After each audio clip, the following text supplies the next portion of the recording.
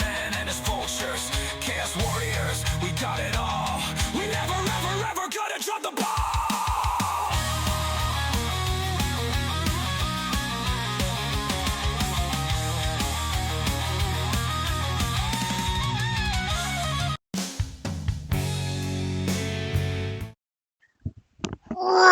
Rantcast. All right. This is the Rantcast podcast. We are back, and I'm screaming into the microphone because I can. Yep, it's Tuesday night, twitch.tv/the Rantcast podcast.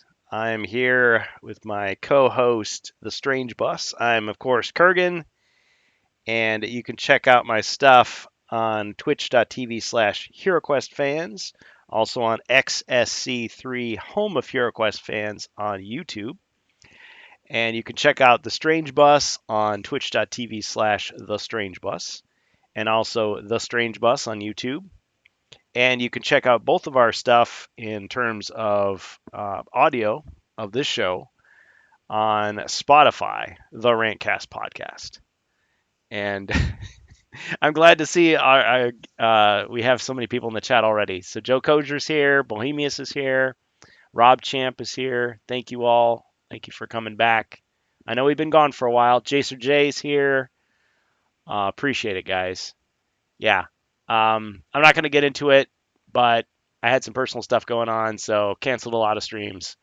I was gone for a while. It's good to be back. We're doing the best we can. This is episode 72. And let's see if we've got our good friend, the Strange Bus, here. Let me unmute him here because I muted him.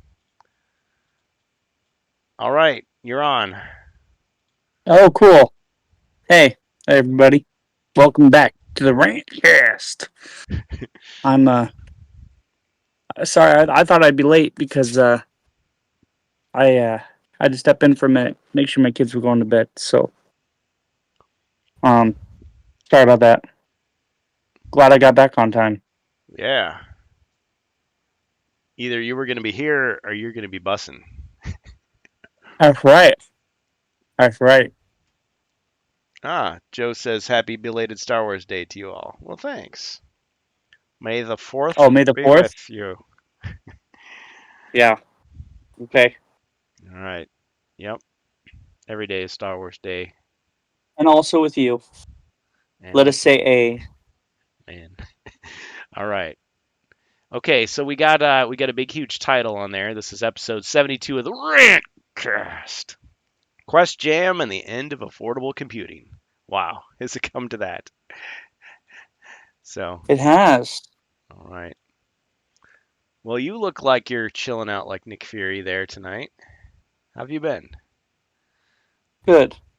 I've been okay. A lot of busy things have been happening, and I thought that I think we were talking about you hosting a little bit. I know you got a lot going on too, but I think technically for now, even though I might sound like shit and look like shit from my iPad, but I think it might be a little bit better if you host for a little bit as um, every time I host, we have audio issues. Oh, speaking of that, I better hit the record button just in case we get audio jungled. Yeah.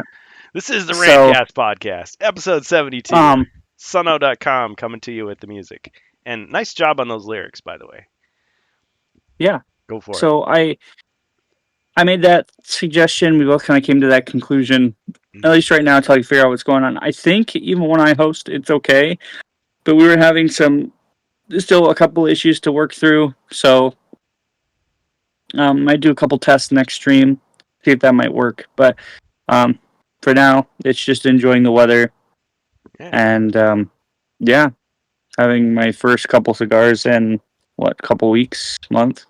So since the weather's kind of picked up over here where we're at. And yeah, I mean, lots of things have happened since our last Rantcast. I got a new car. Nice. Our family made a couple different changes to our schedule. So things are picking up with my family. They're taking on a lot more responsibilities. Kids are getting older, so Oh, things like that. But yeah, dad responsibilities. yeah, the dad game. It's real. It's all real. All of it. All of it. It's all real. All of it. Rob says I rewatched the Gendy Clone Wars to celebrate. Nice. You know, That is a good series to watch. I always it recommend that. begun. The Clone Wars have. Yep. Yeah, it And was. it's perfect. It's not. It doesn't like. It's not too elaborate. It's not overly saturated.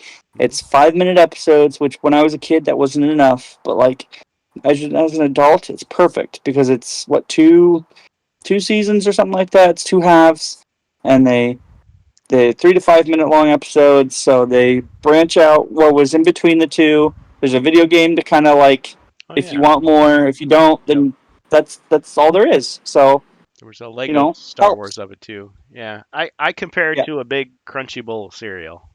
It's good, it's tasty, and then you can just get on with your day. Yeah, it doesn't get soggy because you can finish it all in one foul swoop. So Joe, Revenge of the Fifth. Yeah, that's the other one. All those kids with the lisp are like, dang it. Okay, so Gendy Tartakovsky, who did Dexter's Powerpuff Laboratory. Girls, Yeah. Oh yeah. Or am I Samurai thinking of Craig? Jack. I'm confusing Craig McCracken. Anyway, yeah. No, you're Oh right. yeah, You're right. Yeah, Samurai Jack for sure. That style of animation, and they called it a micro series because the episodes were super short, but they were just like, here's the Clone Wars, Jedi running in, smashing battle droids up. You saw General Grievous for the first time. You had the clones doing stuff. This was before the CGI series that everybody thinks of as the Clone Wars now. But there was all kinds of content based around it. But yeah, at the time I enjoyed it. I mean, you could say oh, it was cartoonish, but I mean, it was literally a it was cartoon. It was supposed to fun. be It that way. was fun. Yeah. When I was a kid, like I said, it was. I always looked forward to an episode, and even though it was what 3 to 5 minutes long, it was perfect. Yeah, I was always sad to see it go. So Yeah. It's worth it. But yeah, it's not necessarily. I mean, I guess at the time they said it was canon, but I mean, it's not necessarily in strict continuity with anything else Clone Wars related. It's just kind of similar stuff. So don't take it too seriously. Just have fun. Have fun with it. I mean, technically, Hmm. if you wanted to, you could fill out your personal canon storyline with it if you want. But Bohemius says our voices are breaking out. I'll probably get a lot of traffic over here, so it could be it. Yeah. Well, So it sounds clear on our end. So Bohemius, I'm not sure if you have a bad connection, if you want to leave and come back. Just leave. No, come back.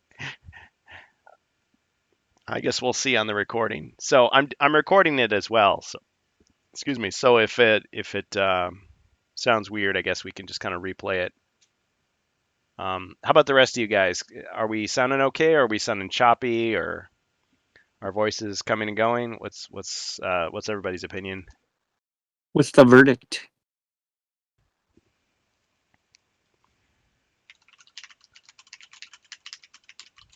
Rob says it sounds okay. Oh yeah, Rob says it's on YouTube as well. Anakin was funny. Yeah. Yeah, I've always said it. I mean, the expanded universe, the canon stuff for Star Wars before Disney took over wasn't perfect, but there were a lot of bright spots, and I'd say that was one of them for sure. Yeah, the video game was pretty cool too. So Cool. I think I have it the one on 360. I think it was an Xbox Live Gold game. Remember those when they used to give you free it games? was Yeah. So I it was, downloaded it when I could. It and it was I think it was a launch title, if I remember right, You know what it reminded me of? close The to a launch title. the Clone Wars Star Wars game that was based on the cartoon series reminded me of Lego Star Wars because it was combat, but platform combat plus puzzles. So it's like even though it wasn't using the Lego license, it reminded me a lot of that style of gameplay. So, which I mean, at first you're like, "Oh, this kind of sucks," and then you play it and you kind of get sucked into it, and pretty soon like hours have gone by and you're like, "Oh wow." So, I mean, I guess that's a good kind of game because it draws you in. You might say, "Oh, it's for younger kids," but You you might enjoy it. we are talking about the same one, right? The Clone Wars game on the Xbox and stuff. Yeah, yeah, on the Okay. original Xbox. Well, yeah, because there's Yeah. true because there've been several games called the Clone Wars. There was one on PlayStation 2 that came out about the time the movie came out with Bounty Hunter and Clone Wars. So not that one, and not Lego Star Wars No. 3: The Clone Wars, which was based on the This one I CGI think came out series. in like 2000 or 2001, if I remember right. And it was Xbox and PS2, I think, Well, if I wouldn't remember it, right. Well, it came out on all platforms, but yeah. it wouldn't have at least been 2002 because oh wait, when did the Clone Wars micro series come out? It didn't come out. It didn't come out with the show, and it wasn't in the same style as the show. It was. Oh, okay. So I can't remember exactly. Hold on, I'd have to look it I up. need to fire it up again because I guess I don't remember it very well. I just remember it was a little bit more cartoony, and you had Anakin and Obi-Wan, and you had battle droids and stuff. Make sure I don't have any bees over here. Damn, I'm getting bugs over here because it's getting late. But hold on, let me see. Joe says, I recognize the Gendy series now. I think I dismissed it based on the art style. Yeah, well, it's the same thing with like Dexter's Lab or Samurai Jack. You look at it, or Powerpuff Girls, you're like, this looks weird. I don't like this. But you kind of watch it and it kind of sucks you in, and it's kind of endearing. It's kind of fun. So it 2003. was this Oh, one. okay. Okay. So this one, well, looks really shitty on my screen, but Just play all the games that have Clone Wars in the title, and eventually you'll get to it. I'm trying to see when it was released, and then people can look it up. The one that I'm thinking of, it was like a platformer with puzzles. Okay, so it did release in North America in 2002. So it wasn't a launch title. It was just a launch title for me because I didn't get my first real Xbox for myself till around that time. Okay. But it was a GameCube, PlayStation 2, and Xbox. Okay. It was just Star Wars: The Clone Wars, and I think it came out shortly after After the Episode movie. 2. Okay. Well, Rob was saying Yeah, 2003, so I mean, came out but movie. that The movie came out in 2002. Of course, maybe he was is referring to the Rob Champ cartoon. in the. Are you in the EU or are you in the North America? Because it did release in 2003 in Europe He's around in the time, he's in February. he's in America. Oh, okay, I don't know, but that's its release date was October of 2002. Yeah.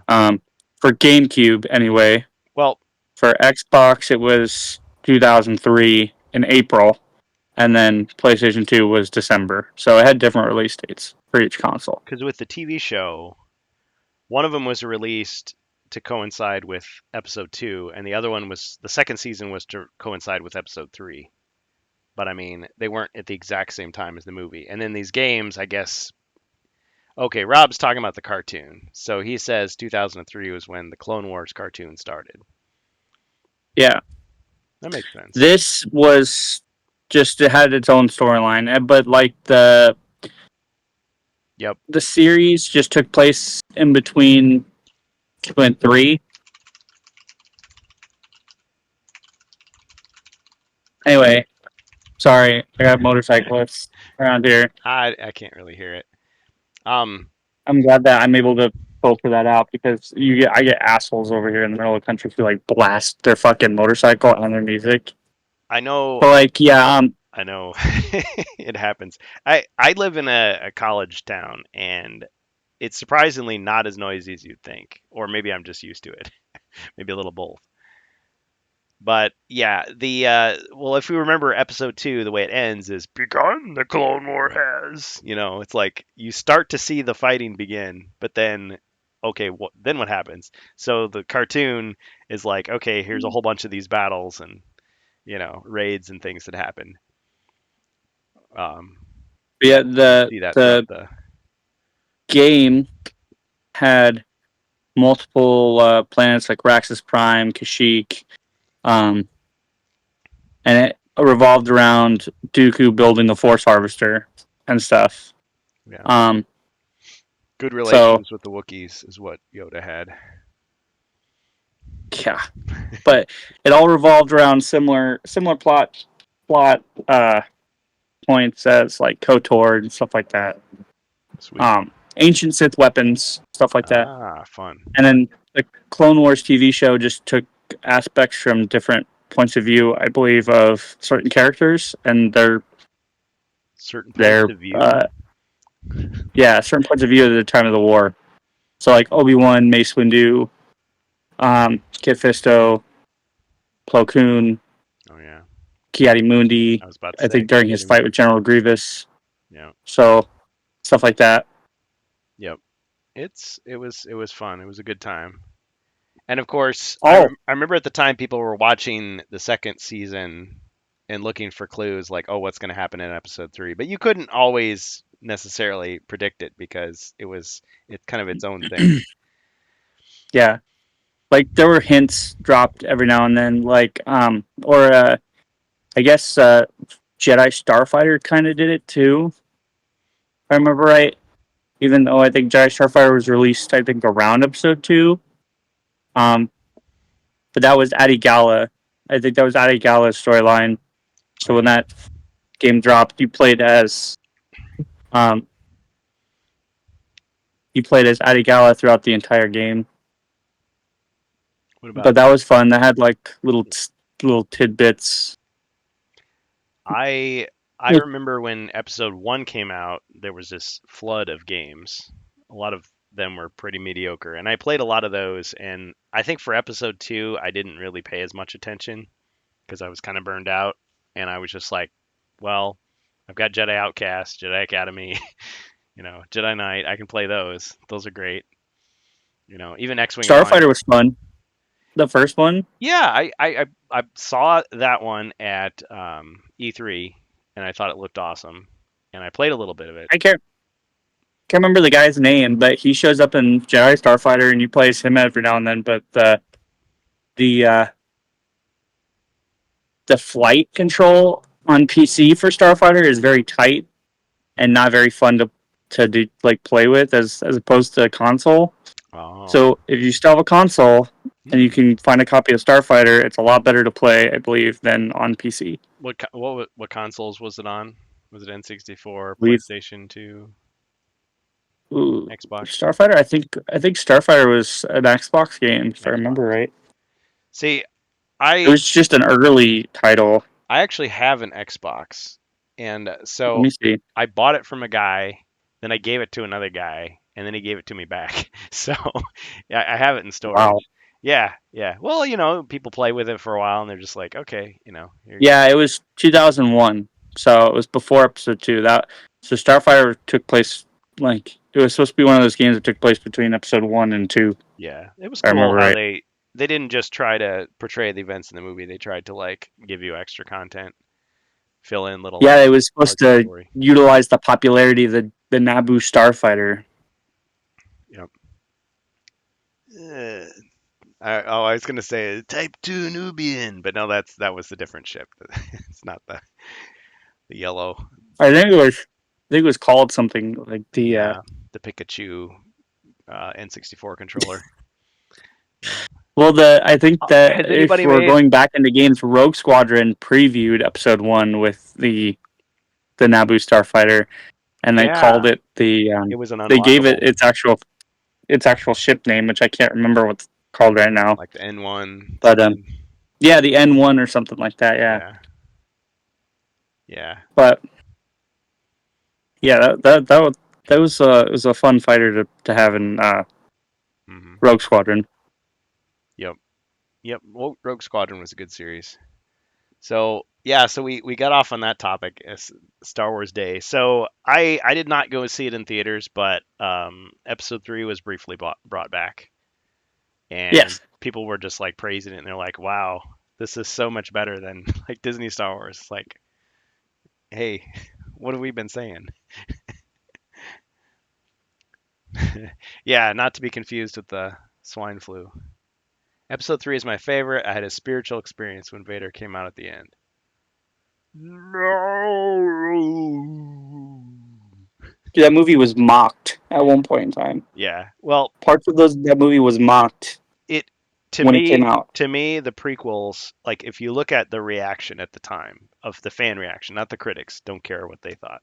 But it's like you had a lot of cringe in episode 1 and a little bit of like excitement. Episode 2 you had more excitement, still a lot of cringe. Episode 3 you had like the least amount of cringe and the most excitement. That's how I remember it. To me, it just followed the same sequence like the original trilogy did. It was just a lot of build up from the first Hmm. movie all the way to the last one, which the last one had the most action in it, which kind of like Yeah. that's why I have the most arguments with people on whether Empire or Jedi were the best. Because Oh when I yeah. was a kid, I loved Jedi because it was had the most lightsaber fighting and Yeah. the most It was action. it was loaded with all the sugary cereal that I wanted. But yeah, Yeah, it's like, but then as a grown up, I'm like, oh, but yeah, the buildup of the characters, the building of the world, the setting, all the setup.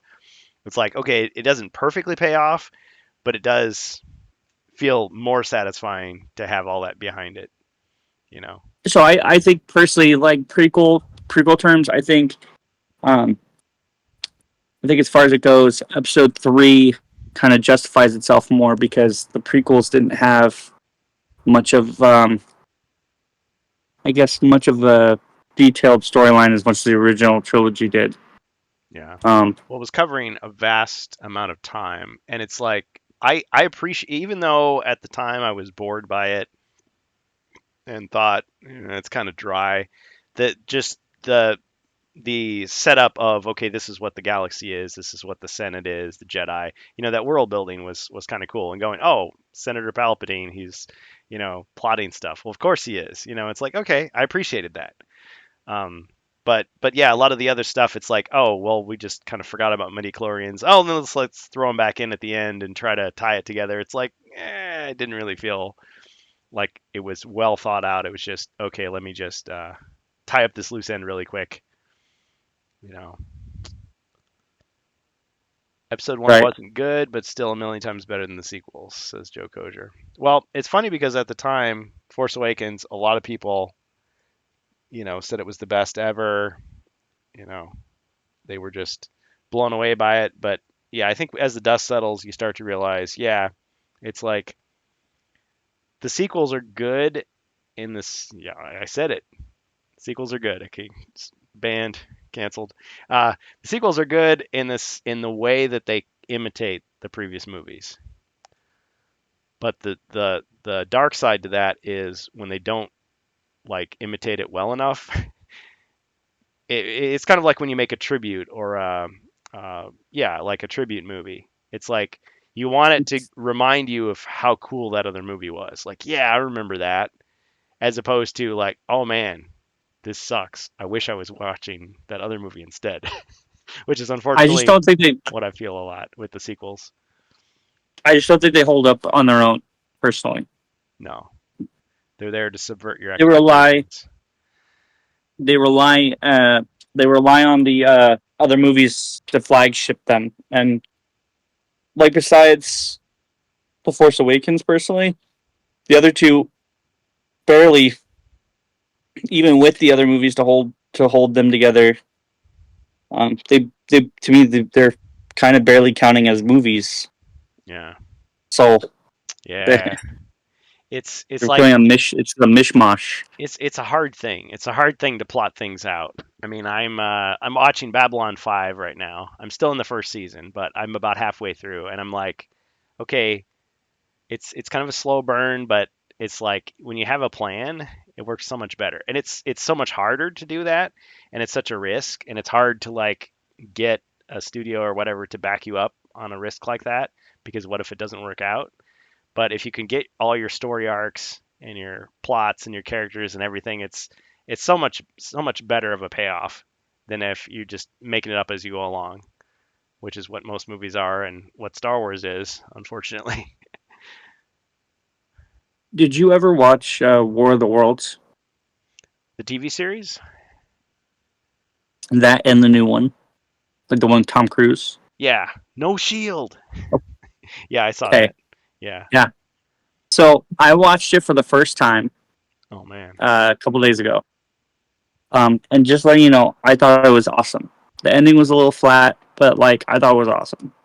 Um, and the reason being is because I feel like lately, entertainment wise, we have been so starved as far as movies have been concerned. Oh yeah. Um, Yeah. and that movie was critically acclaimed when it came out. It was awesome. People like loved it, except for there were a couple people and some critics who were like, "Yeah, the ending kind of sucks," or Well, listen, um, the you end know, that ending is but true to the original book. That was the whole point. Uh, whether it's believable or so not, that was what it was. right. So my issue with why I thought it was kind of flat was the fact that his, no spoilers to anybody, the thing to do with his son, right at the end, um, that kind of like threw me off a little bit. But besides that, like I was okay with how it ended. It was just kind of like the tension was there the entire movie. Like the entire movie, like you had no hope, right?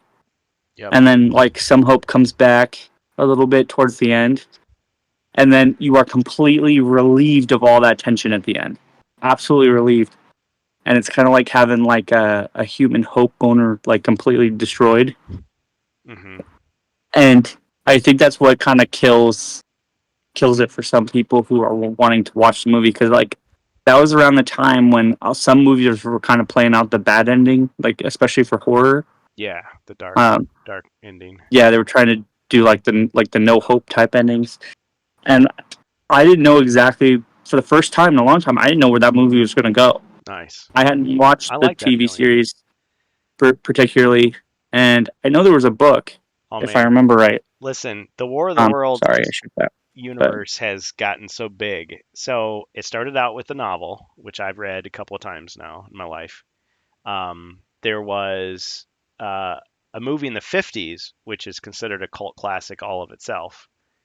There was a right, TV series in the 80s, which the first season and the second season are basically like two different shows.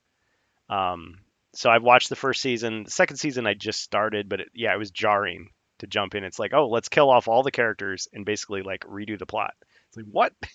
But that show freaked me okay, out as a kid because yeah, it's like the aliens have advanced. They've taken over human bodies, which is a great way to save money. But I mean, they were really creepy because like when they would shed one human body, like it would just start like disintegrating, and they jump into the next body, and yeah, and they were like they didn't feel pain and all this stuff, so it's like really hardcore. Um, but yeah, yeah, it's like each instance of War of the Worlds media is just awesome in itself. The radio broadcast with Orson Welles from back in the day, that was really good. Um, the Tom Cruise movie, yeah, I saw it in the theater, and I think yeah, for the most part, I enjoyed myself.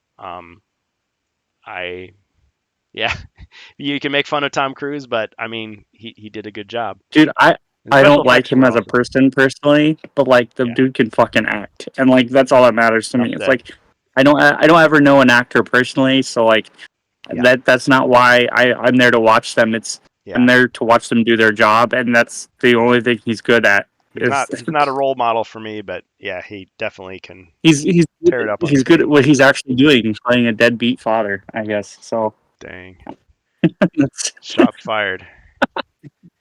so I Th- whatever. There is one oh, and then there was an album from the 70s of Be The War of the Worlds, Jeff Wayne. It's an awesome album. It's really good. okay. I'm gonna real quick. I gotta move. I'm starting to get a nest over here. All right, So real quick, I'll be Duke Nukem right over back, guys. here. Quick. Yeah, gotta take a quick BRB so I can move away from all the bugs. Okay. Start to come nighttime. Do you need So me sorry. to do the BRB screen here? No, it's just gonna take me a couple seconds. You can Oh, keep talking. I'll hear you. okay. Yeah. Well, so Rob, I think I've heard both going back and forth with that. So some people say that the hoax was actually that people believed that there was a panic. Like, yes, there were a few people that believed it, but it was hardly like most people knew what it was. So I think the whole idea that people actually panicked over the radio broadcast kind of like created its own legend. But at the same time, yeah, the fact that it was like that good that some people tuned in late and like said stuff. Now, I don't think anybody actually committed suicide because of the War of the Worlds broadcast. I've never heard that. Yeah. Well, according to the myth, yeah. The urban legend of it. But I mean, yeah, people did call in, supposedly called in the radio station and said, what's going on? Is this real? Like, no, it's just it's just a Halloween episode. Yeah, yeah. But I mean, you could almost make a movie about the urban legend, portraying it as if people thought there was a real invasion. Or the other thing you could do is have the radio broadcast going on when a real invasion happens and like nobody believes it because they think it's just, the show or whatever. And it's like, oh, it really happened. They're like, ah. Yeah. Well, people were definitely afraid of, yeah, a nuclear war could happen, something crazy. So, yeah. But there is one piece of War. Oh, and then there's a new War of the Worlds show, like a recent one. I forget what channel it's on. I saw it on like Oh, Roku at my parents' house. so is that the broadcast? Is that the one where like it popped up during that one dude's like show? Is that the one that we were talking about a while ago? Where the dude was like talking about? No, that's not the right one, right? No, no, no. You're thinking of Art Bell, I think, Coast to Coast AM. Yeah, yeah, that's Art Bell. Yeah. No, no. So, okay, so H.G. Wells, who is kind of a weird guy. I'm not saying I like everything that he said, but I mean, he wrote some awesome stuff, and he came up with the first war game too, like Oh shit. war game. Yeah. So he's an influential guy. But anyway, H.G. Wells wrote the novel in the Okay. 1890s, I think, and then Orson Welles, no relation, did the radio broadcast in the 19. I thought was it the 1950s? I forget the exact year. I thought it was before that. I thought it was like in the 30s. But anyway, yeah, I should know this stuff. See, I used to be up on all this history. But anyway, yeah, so the radio broadcast and then the album came out in the 70s, the TV show in the 80s. Oh yeah, and then I always want to say that the film came out in the 60s, but no, it was actually like 1956 or 57. It was around the time of that Godzilla came out, but it was in color. And just Oh shit. so in the original story, the Martians had tripods, right, with the heat rays. They didn't even call them lasers; they were Yeah. just heat rays. And so they're really creepy, and they start drinking human blood and all this stuff. Well, in the 50s one, they had flying saucers, and they would like disintegrate people with the rays. Well, at But the weren't end, those tripods like legit though? Weren't those pretty close to the original? yeah, actually, it's interesting because like each incarnation of War of the Worlds basically sets it in present day. So when H.G. Wells wrote his version, it was contemporary. The let's say the 30s one was contemporary. 1938. Okay, yeah. See, we're mixing them all together, Joe. Yeah, 1950s was the film, 80s was the TV show. There was a modern TV show. I can't remember the exact year. Let's just say 2019, something like that. That one was set in the 19th century. But it mixed in some weird stuff, so it's like the main character is H.G. Wells himself, basically, and he's like, "Oh man, this free love stuff is great." It's like, "Oh crap, there's Martians invading." Like what? What am I watching here? So I'm not quite sure about that one. But I mean, there was at the time there was only like 2 episodes out, so I don't know how well it's doing now. There was a movie in version that Timothy Hines did. And see, again, I'm getting all the dates mixed up in my head, but I want to say it was like in the early 2000s.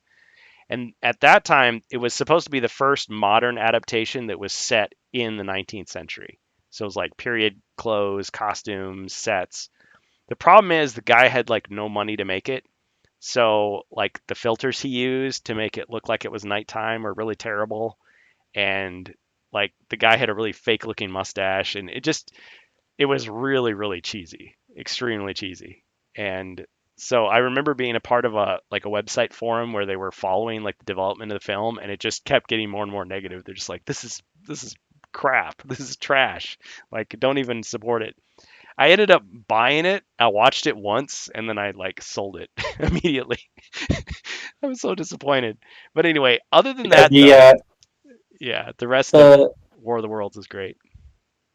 the main movie was like freaky. Like it did get like really like I said, I was really interested. Like, and I couldn't tell if it was because, like I said, I was really starved for entertainment. Like, if it's one of those things where like I had watched a really good fucking movie. Like, I've watched good movies, right? But like something that I haven't seen before, like in a long time, or if it was just the fact that, I mean, it is a good movie, and it's, if that was just holding itself up. But yeah, that fucking, like, the siphoning of the blood and like using it as fertilizer was fucking creepy as shit.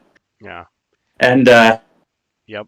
everybody acted really well in that movie. Like how everybody dealt with it hmm and shit was pretty creepy. Like, It's Tim Robbins. so yeah, I think it was Tim Robbins that was in it. Who like went from fucking completely calm and collected to absolute fucking nutcase. Yep. Like, trying to take him on all by himself. Yep.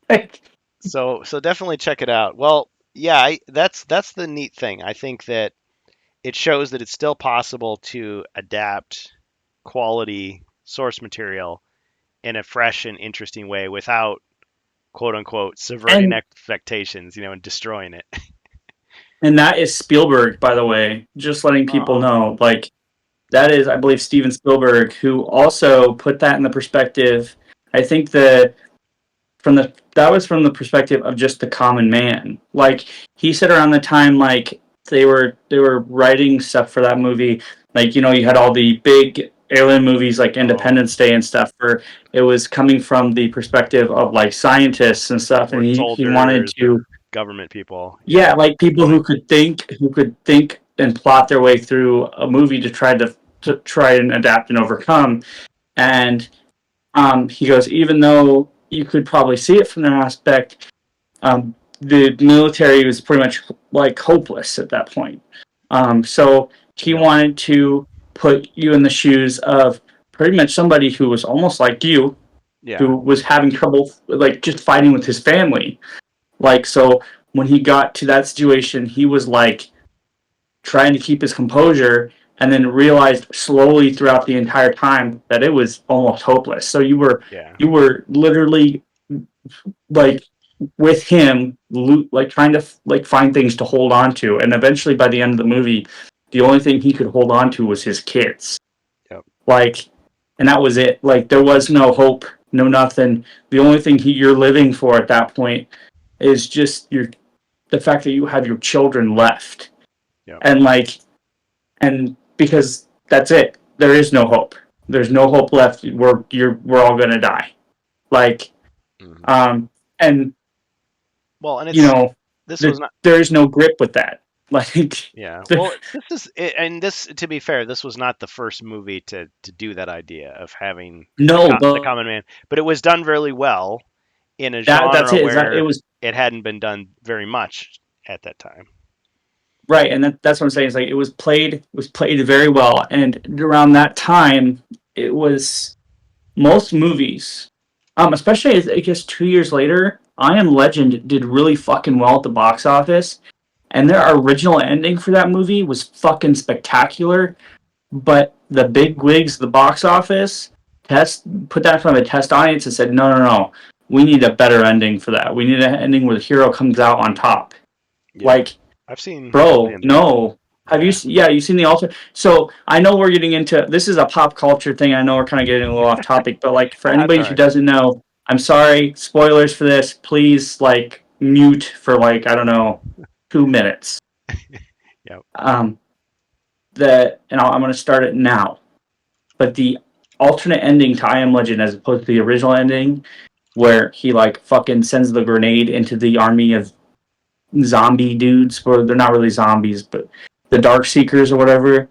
Like, Will Smith looks and sees the guy is communicating with him, and like brings the girl that he's testing on out to him, and it's more closer to the book where it shows the wall that he's been capturing these things, these Dark Seekers, for like ever, and all they want is for him to stop. Like they've been chasing him and fucking with him because he's been like capturing their people, and they are intelligent life forms. They just don't know how to communicate properly.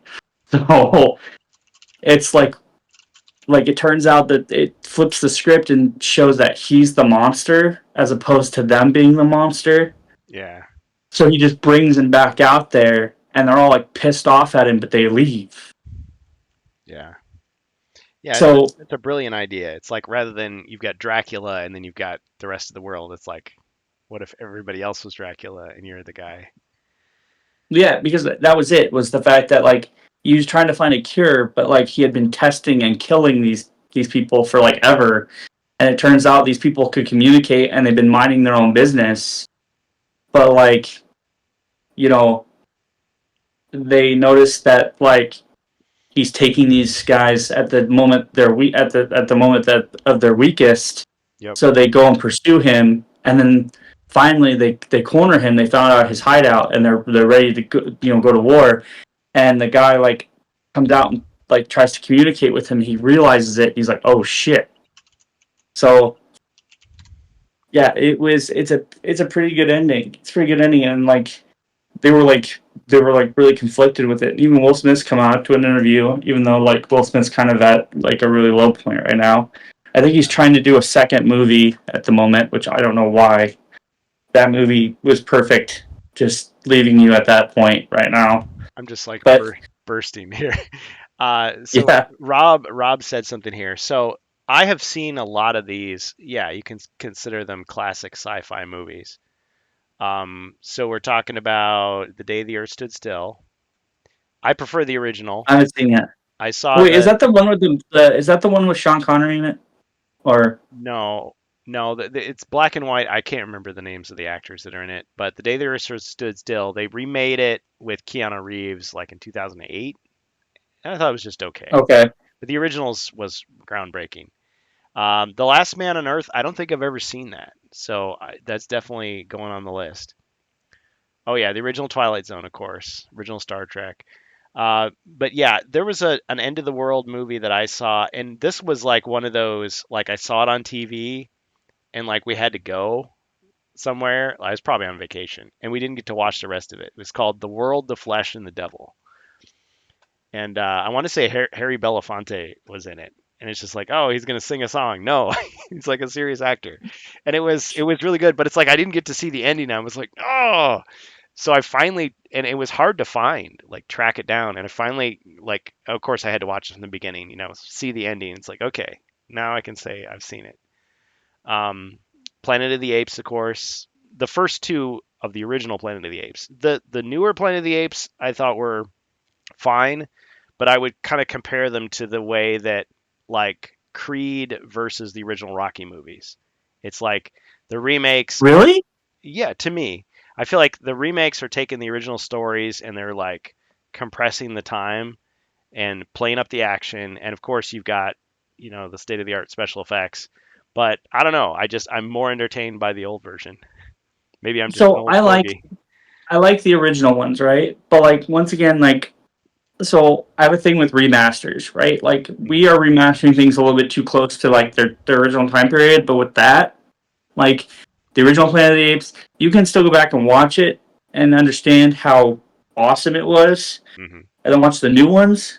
Like the new ones I think have their own like I guess not take on it, but you could tell there's like a signature on it. Kind of like with like if I talked about Peter Jackson's Lord of the Rings as opposed to just the book. Yeah, Like it makes there's the a story signature itself. on it, right? Yeah, Yeah, so it's good. They're good to watch in their own sense because yeah. like One doesn't I have replace the other. watched It's like they complement each other.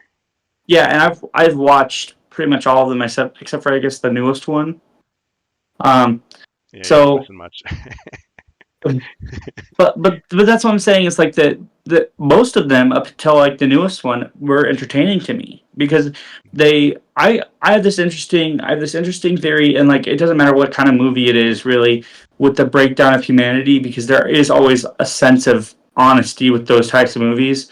especially when you look at today. Like, people are naturally defensive. They're naturally greedy. They can be naturally, on their own, to their own. Especially like I said with War of the Worlds, it kind of explains that a lot in like the middle of it. Hmm. Like say you had that car, the incident with the car. Yep. Yep. There is no Brutal. standing up and getting somebody to stop. You have to draw the line and understand whether it's going to be you or that person. And um, with a movie like that, there's people who are like, well, are you on my side or are you going to defend these apes or something like that? Like, I don't know. It's like, it's just one of those things where there's always some ignorant asshole that's going to have a bunch of people following him, Right. or there's an ignorant asshole who's shooting people because he Yeah. wants something that was mundane at one point in time, but now that you know, we're at the edge of the brink of humanity's fall, that mundane thing is now considered precious. Yeah. And Well, you look back on it and think, well, what was considered precious during COVID? Fucking toilet paper. yeah.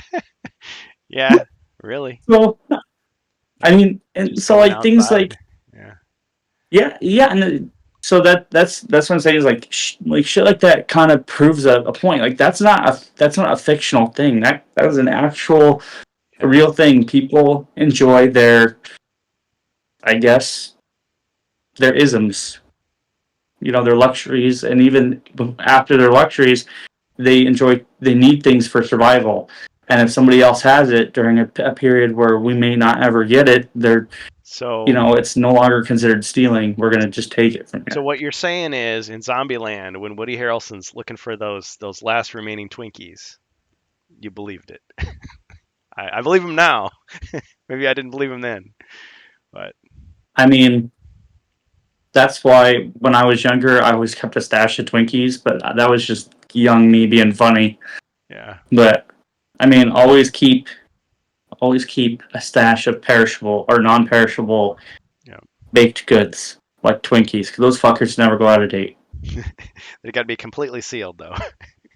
Yeah. Yeah, Yeah. Airtight. yeah. They may Yeah. not taste as good as when they were first around, but those fuckers, you can eat those things. They'll Those sustain great. you. You won't feel good, but they'll sustain you. Yep. They'll sustain.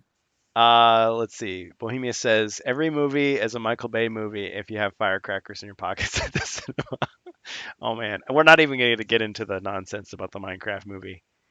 Uh, but yeah, Oh, bro. there's a lot of I've good seen that movies. movie more times than I've wanted to admit because my kids wanted to see that movie. So I Oh have man, I have heard kids, I am Steve we have like 4 or Minecraft at 5 home, times. kids. Yeah, Vincent That's Price. the movie I've seen in the theater lately, and Oh that's probably man, why I've been so starved for entertainment. As it's I'm gonna go going back to the theater because we have one of those special theaters that is showing Raiders of the Lost Ark, which I've never seen in theaters.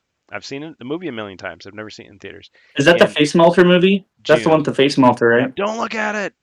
Yeah, Yeah. yep. The first Indiana Jones. It wasn't even called Indiana Jones originally. It was just Raiders of the Lost Ark. It's like, what the heck is this? Harrison Ford and he's looking for treasure. What? Yeah, great movie. Um, a lot of weird stuff It in was it. excellent. Yeah, but it pulls no punches about what it's trying to do. Yep, Didn't the third one had Sean Connery in it, right? Junior. We called the dog Yeah. Indiana. Yep. Yeah. The first one was Raiders. They're not they're made out of order. So there's Raiders and then the Temple of Doom was actually the first one I saw in theaters. Which at the time I was like, this is the best one. Now I'm just like, no, it's not. It's not the best one. I did not like um, The Last Crusade at the time. Really? Yeah. And the reason I've probably said this on the Rantcast before, but the reason was because at the time I was reading all these Arthurian books about the Holy Grail and everything, and when I watched, because I was like, oh boy, it's about the Holy Grail. It's like, but they told a different version of the Grail legend. I'm like, that's not what happened. The guy isn't in there for 1,000 years. Like that didn't. But it's like now I can chill out a little bit, let go of some of that nerd rage, and just enjoy it for what it is. And it is a funny, enjoyable film. That's what So, I'm saying. Like the first three were but great. but Like I Raiders think is I was better. watching those to prepare for the what was it Oh, the Dial of the, Destiny, the yeah, and like I which I hadn't still seen haven't them seen. all before. I saw I think Raiders of the Yeah, Lost Ark, and I I hadn't was seen the other two. I was amazed So with as many Harrison Ford jokes as we talk and as many movies as you've seen. Of course, you could drink me under the table and when it comes to like westerns, but yeah, I couldn't believe you hadn't seen them. So you definitely did yourself a service. You did your duty by watching them all, yeah, and you saw they were some good. fine I liked all fine three. films. So Yeah, yeah, it's a good but what trilogy. was it? What was the one with Shia LaBeouf in it? Kingdom of the Crystal Yeah, Skull. that wasn't bad. It just wasn't I great. Like to me, it yeah, was okay. I saw it in theaters. Yeah, it wasn't great.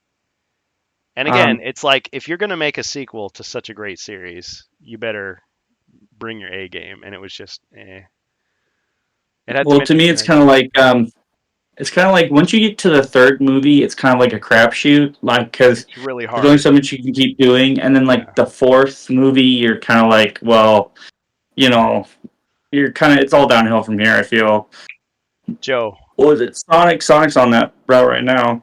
Okay, Joe Kosher's challenging me. He says you should read The Once and Future King. I have twice. I read it on my own, and then I read it again in high school. And I would mind reading it again. For me though, it's like see that that was a mindset that I haven't recaptured until like recently. So when I was reading King Arthur Legends, it was like, yeah, I have like a certain bias. Like the first version of the story I read is like the one that I consider like the definitive one. Even though my first exposure to King Arthur was probably The Sword and the Stone, which technically comes from The Once and Future King.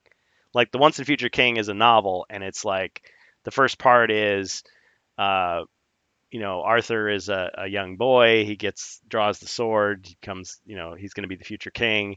And then it's telling about, okay, he gets trained by Merlin and he gathers the knights together. They look for the Holy Grail and then, the final battle and everything. Um, but yeah, it's like the first part of it becomes the Sword and the Stone cartoon. And then I'm trying to think. Oh yeah, Camelot, the musical, was based on like the middle part where he has just become king, gets married, he, recruits Lancelot, and then the trouble begins.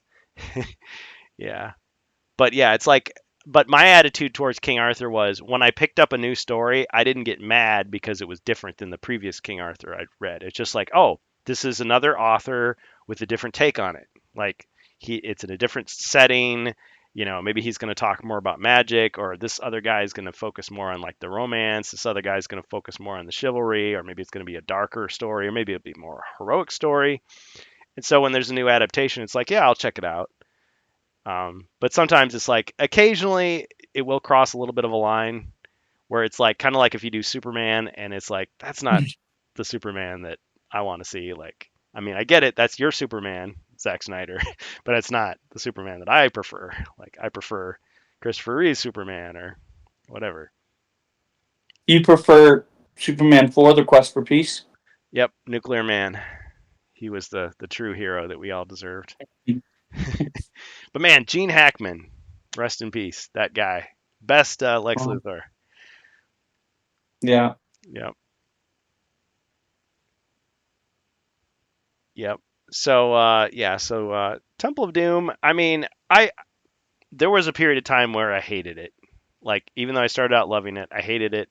Now I'm like okay with it, but my respect for Raiders has gone like through the roof. Like to me that is the definitive Indiana Jones movie now. It never gets old. I mean, I don't mind all three, to be honest. But like after that, it kind of stops for me. Like Yeah. the other two are fine. I mean, Dial of Destiny was kind of like whatever. Camelot Um, 3000. Oh, this is a comic book but series? Okay, yeah, I'm sorry. I'm going back and forth with the comments. Uh yeah, so back to some earlier things we were saying.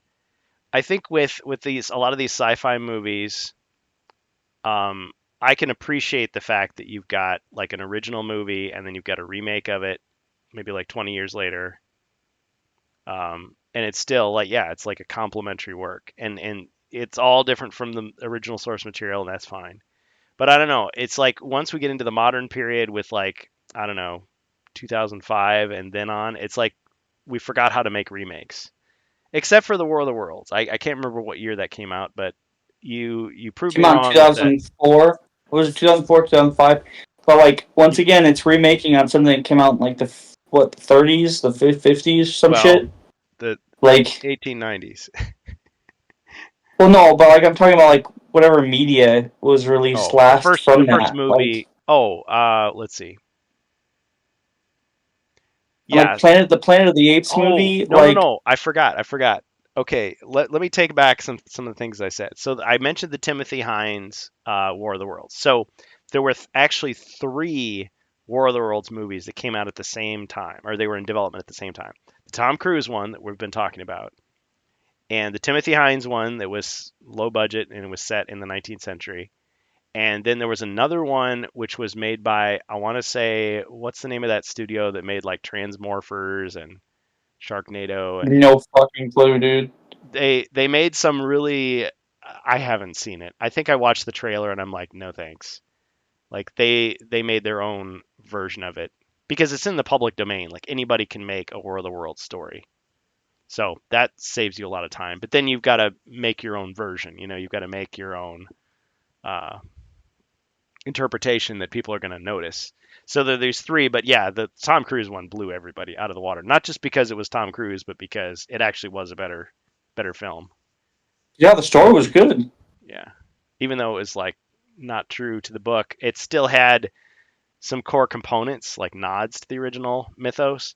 Because like the Martians were actually supposed to be from Mars. They weren't supposed to be like, oh, they came to Earth, but then they were underground for centuries or whatever, and then they came out.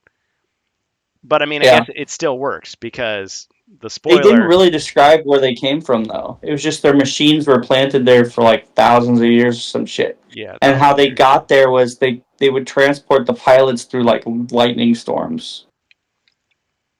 So But like but what happened was like there was this big crazy lightning storm, and the lightning would strike, and the aliens would transfer themselves down through the lightning into the tripods that were underground. okay, Joe is throwing down here. So let me disagree with you, Joe. Godzilla 2000, I loved that movie. I Wait, are absolutely you? Whoa, whoa, whoa! freaking Are you loved it. talking about the one with Matthew Broderick? No, no, no. He is saying that Godzilla 2000 was worse than the Matthew Broderick one, which came out in 1998, which was just called Godzilla. I thought Oh, I thought the Godzilla 1998 one, I'll just call it that, was a so bad it's good movie. Like, yeah, it was basically like your Michael Bay movie, just schlock. But the thing to keep in mind is the original Godzilla. Yes, it was played straight. It was a tragedy. It was a horror film. It was all this stuff. But then at a certain point, they realized, you know what? You know why people like Godzilla? Because it's funny and cheesy. So they deliberately played up those aspects of Godzilla. Basically making it like a pro wrestling explosion fest, for kids. So I enjoyed those Godzilla ones. So they have these different eras of Godzilla. When they remade, they called it the Godzilla Millennium series. I really liked those. So yeah, but see, that's the thing though. The criticism you could lodge against Godzilla 2000 is that it was cheesy, right? It's just a guy in a rubber suit flailing around, smashing model buildings, and CGI like fire coming out of his mouth. But it was awesome. The only thing that you could criticize in the context of everything is to say, well, but for so long Godzilla had become a hero. Like he's not trying to destroy Tokyo, he's trying to protect it from these other monsters, right? He becomes kind of a folk hero for Japan. But then Godzilla 2000 takes it back to its roots. It's like, no, he's the bad guy. He's trying to destroy it. And yet there is a little bit of a twist. It's like, okay, but there are other monsters out there. Okay, well, you know, maybe he's not so bad after all. He's not the worst thing to come out. so Even worse special effects. I don't know. It depends on what you think about it, I guess. Because to me, the 1998 Godzilla looked extremely fake. I mean, he was obviously a CGI thing. But you could say, well, but have you ever seen a Godzilla? Do you know what a Godzilla looks like? Well, okay, so he could look like anything. So in that case, you have nothing to compare it to. It really stretch. It was a real stretch, But it felt, that movie, but he and was, there was so much hype and marketing on that oh yeah, it was that way over the top. it was such a downhill slope. I think it killed for the longest time a Godzilla movie in the U.S. It was so Yeah, bad. it true. And yet there's people that liked it, and it's like fair enough. But for me, the Godzilla thing is okay. They were trying to make Godzilla look less like a guy in a rubber suit and more like a dinosaur. But we had just had Jurassic Park 1 and 2, and then we had this one, and it's like this looks like a But far fair inferior enough. version. But the only thing that made that movie watchable to me was certain actors that they drug into that, which I think it fucked up their careers Yeah, there on were how so bad many. that. It was like a star-studded like cameo fest. So there wasn't even a focus on the monster as much, and the fact that they portrayed Godzilla in a really bad light, I think, is what killed it. Because I think there were certain. What's the company that owns the IP? Toho. Remember it? Yeah, so I think it really pissed off Toho when they got that final edit, and then it was released in the theaters over here. Like I said, I think it killed pretty much their interest on ever releasing one here in the U.S. until finally that Godzilla release here in 2014. Hmm. So when we started like pulling more from the roots, because that was around the time when like Hollywood was just trying to put their own rip on things, like from superhero movies down to like you remember the Fantastic Four, Daredevil movies, shit like Oh yeah. that. Like Yep. Yep. even X Men. Like I think X Men was the only real movie that like around that time period that I ever found fucking interesting. Like as far as a hero movie. Oh, I guess Spider Man too. Like, but those like I said, Sam Raimi even took his own like liberties with that movie. So you know now we kind of pull more from source material than we do put our own spin on shit. People do kind of still put their own spin on it, but like a little less so. Oh man. Like you know, you don't look at like fucking Thor from like what the 1990s and shit anymore. I so yeah, I think there are my view and your view are very nuanced. I think if a person just walked by, they might think, "Oh yeah, this guy, he just likes stuff from a certain era and that's it." Not true. Some of the newer stuff I like better than some of the older stuff in some cases. So maybe I'm not a true Godzilla fan. I've seen maybe two-thirds of the Godzilla movies that are out there, and I do appreciate the early ones for what they are. But my favorites are GMK, so it's Godzilla, Mothra, King Ghidorah, Giant Monsters All Out Attack, which was one of the early Millennium series ones. And in that one, Godzilla is back to being a villain, but he fights a bunch of other monsters. There was Godzilla versus Mechagodzilla. The problem is there's several movies with that same title. There's Godzilla against Mechagodzilla. I think that's the one. It's actually Godzilla against Mechagodzilla. That one I really like. It tells a nice human story and has awesome monster fights. Godzilla 2000 for all the reasons I've said already. Godzilla minus one I really liked. Shin Godzilla I really liked. Although if you're gonna watch Shin Godzilla, I say watch the English dub, and here's the reason why. There's a character in it that is supposed to be a Japanese lady who grew up in America, but like her American accent is just like really terrible. So if you watch the dubbed version, it sounds fine because they actually got a native English speaker to do it. But some people love to read subtitles, so it's like okay, fair enough. But you're going to be reading a lot of subtitles. But the problem with Shin Godzilla for a lot of people is it definitely focuses like heavily on the human characters.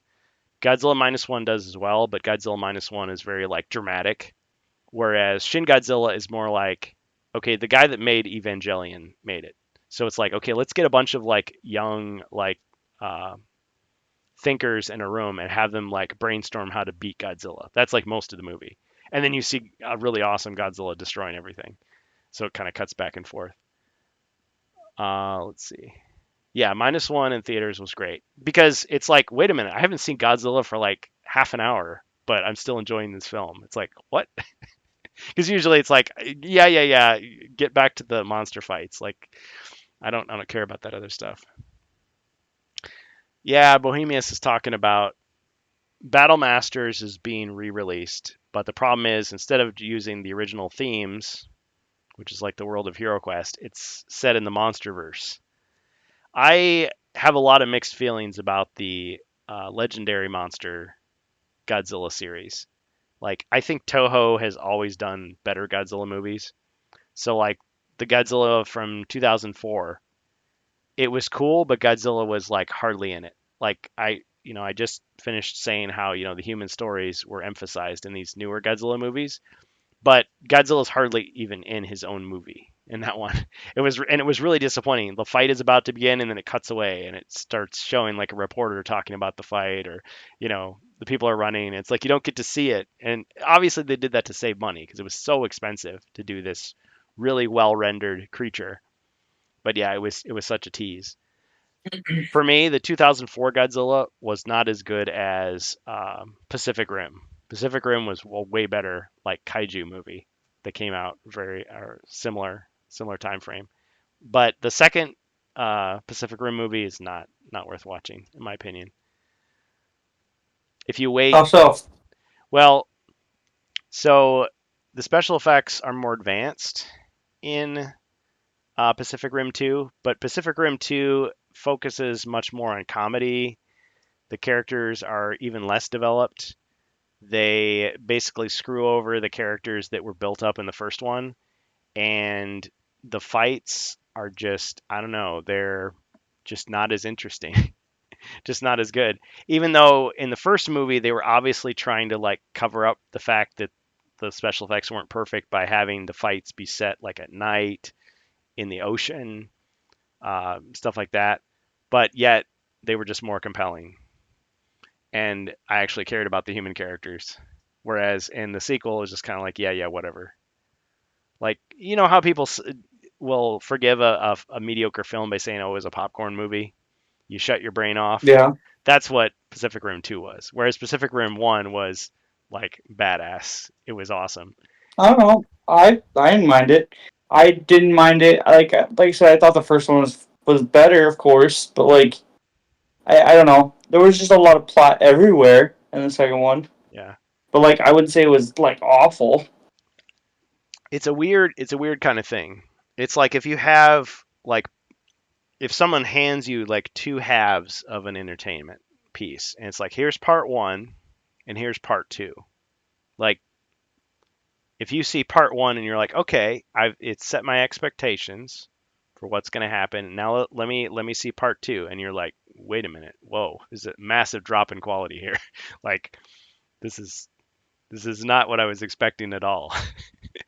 And So if you I think wait they like layered a lot yeah, in that movie. I think they put a lot. Like I said, there's a lot of layers in that movie, and I don't think all the layers get covered because there's only so much of that movie in there, and there's a lot of like you said before. There's a lot more action. I think in the first one yeah, as opposed to the second one. They're trying to draw out like some sort of complex storyline. They're trying to give the characters a lot more background. They're just trying to do too much. they didn't succeed. But I Yeah, think at the end of the day, the movie still delivers what it needs to, but mhm. it also doesn't hit its mark. No, Um, if but you to me, like there's a difference between slop and like it yeah, just being an okay movie, and yeah, that's it's like I said before, it's just okay. that's for sure. Well, and the thing was, like, I went for so many years from seeing Pacific Rim to seeing the second Pacific Rim, Uprising. So much time went by, I'd forgotten how good the first one was. So I watched the sequel. I was like, yeah, that was fun. I enjoyed that. And then I go home and like, yeah, let's pop in the original and watch that again. And I was like, crap, the sequel was garbage in comparison. So yeah, it's just how it was. So I guess that could happen with any series. Well, yeah, like I said, with the how they turn certain characters into villains and doing all the other crap, like I said, I think they do way too much in that movie that they don't need to do. Right. They like so the first one had a simple plot. There's The Jaegers. there's a story here. They need to get to this point, Hmm. and it meets its mark. Like the second one has. I'm trying not to like explain the whole thing and like spoil for anybody who Oh hasn't yeah, seen yeah. it. But like the I won't second one either. has like Just has a point A, but there's like point C, D, E, and F when you're trying to get all the way to the end of the movie, and like it's way too complex because it's diverting. It's like the episode, almost like the episode 1, 2, because there's like so many different. I felt there was like so many different like cutaways I to think different people's storyline. if Pacific Rim 2 had been a TV series, I think it or even a miniseries, I think that Well, they could and have that's what done, I'm saying. yeah. But because they Is made it there's a a lot in movie, that movie. yeah, if they could have, yeah, taken the time to actually develop it and set the expectations as opposed to being like, oh, here's part two and it's not what you expected at all. But like to me, like I said before, I don't think it was. I wouldn't say not. Don't watch it, and I wouldn't say it's like it's a fucking awful piece of shit movie. I would just say it was like if you watch the first one's great. Maybe First watch, one's a great kaiju film. It's a great monster movie. it's a Godzilla tribute to, 2014, I think it's a great movie too. But at the same time, like if I had to pick between the two, of course I'd pick Pacific Rim because it's fucking robots versus monsters. oh It's yeah, I that's if that's what you're 2014. looking for, that's what you're gonna get. I said Godzilla But 2004. Sorry. Whoops. oh, okay, I sorry, went I back in misheard time. you. I went back in time. But no, But the legendary um, Godzilla, the one that started the new American series that we have now. but Yeah. at the same Kong at the Skull end of the Island and day, all that. Yeah. if you are picking on if you're going to the second movie and you're expecting kind of the same plot points from the first movie, that's you're not gonna get that. They're trying to ride a whole new storyline based off a new character and all that other shit. And that's I think what makes it a disappointment is you're coming off Hmm. the high of the first movie and you're going, oh, can't wait to see what happens next. And Yeah. you're looking at this character going, what the fuck? And then like then you're kind of it's a character at his lowest trying to build himself up. But as you're watching him do that, there's also another character that they're focusing on. Yep. Then there's two other characters that have their kind of build up and their character progression. Then they're talking about the same shit that was going on in the first movie. And you know, like I said, it's George Lucas syndrome from episode 1 all over again. There's 6 different things they want you to look at, and it's all in a film. Right. And I think we might have gone too far in some places. Like, chill It's like, out, slow well, down. in Like, some movies, like I get it. Like if there's a richness to it that encourages you to watch it again, to like try to get more out of it, like that can make sense.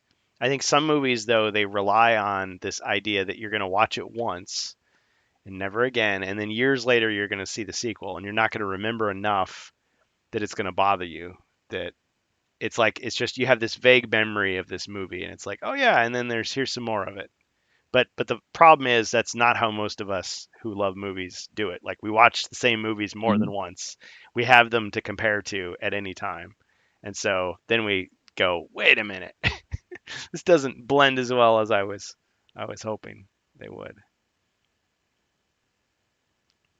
but yeah, Monarch. Yeah, that's I don't know what it's called now, but you could call it Monarch because Monarch was that was it a secret program or something that was monitoring Godzilla and the Titans oh yeah, in the new.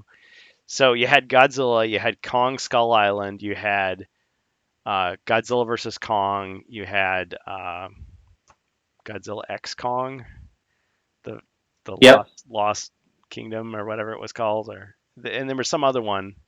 But yeah, I and then there was a CGI TV series which I didn't see, but yeah, there's a whole bunch of stuff. But yeah, with Godzilla, there's a lot of like schlock, but it's good schlock.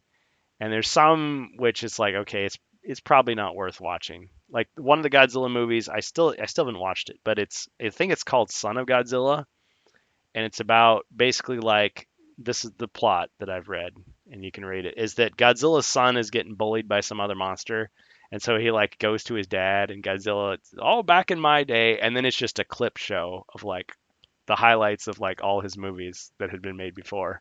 Fuck. But I mean, it's like they just were cranking those films out.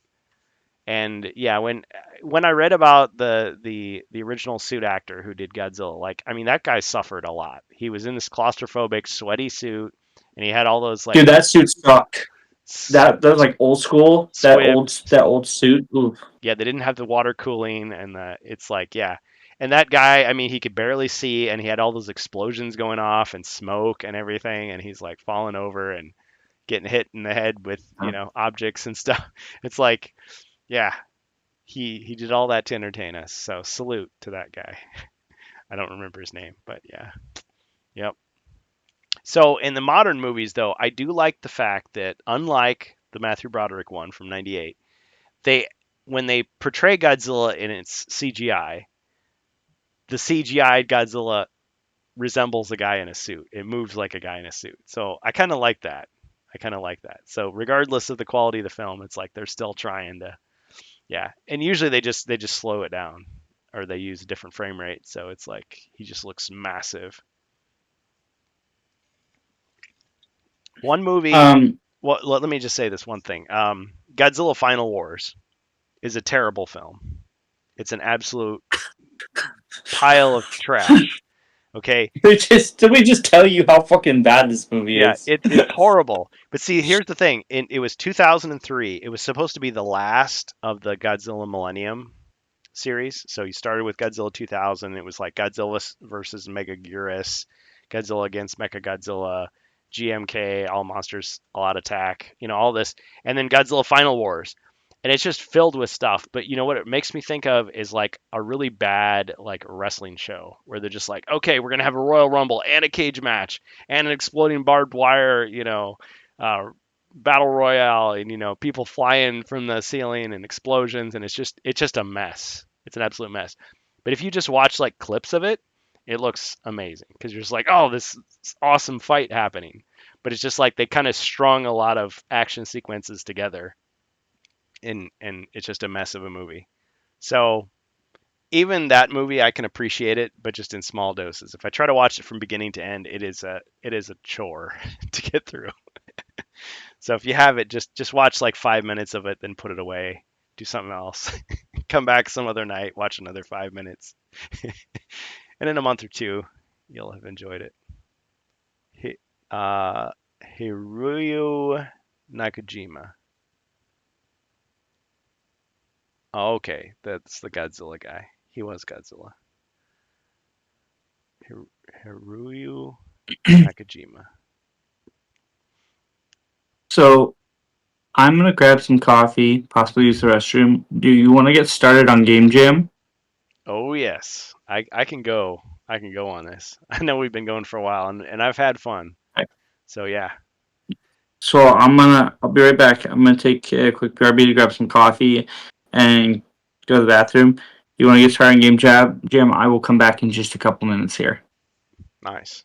Okay. All right. We'll get that up on the screen.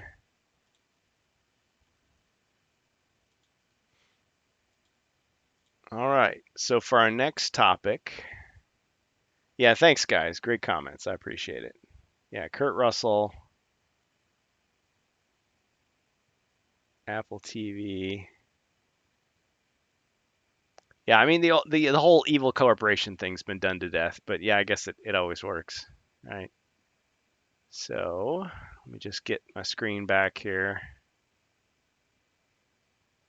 Somewhere or other, I had it.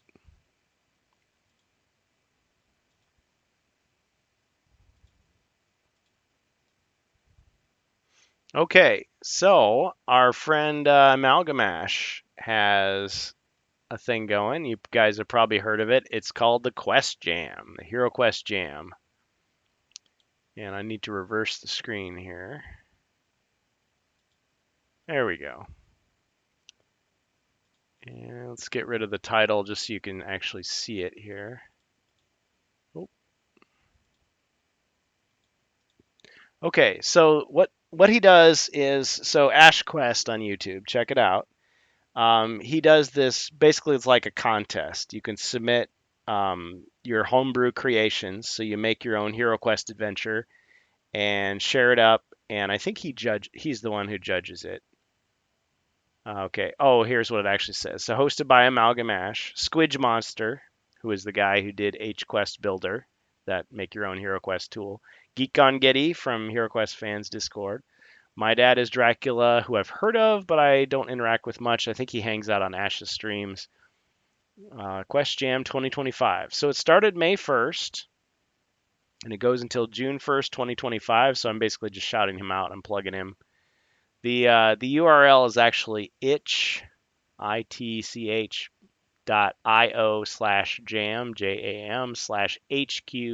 2025. Okay, so to quote him here, the what?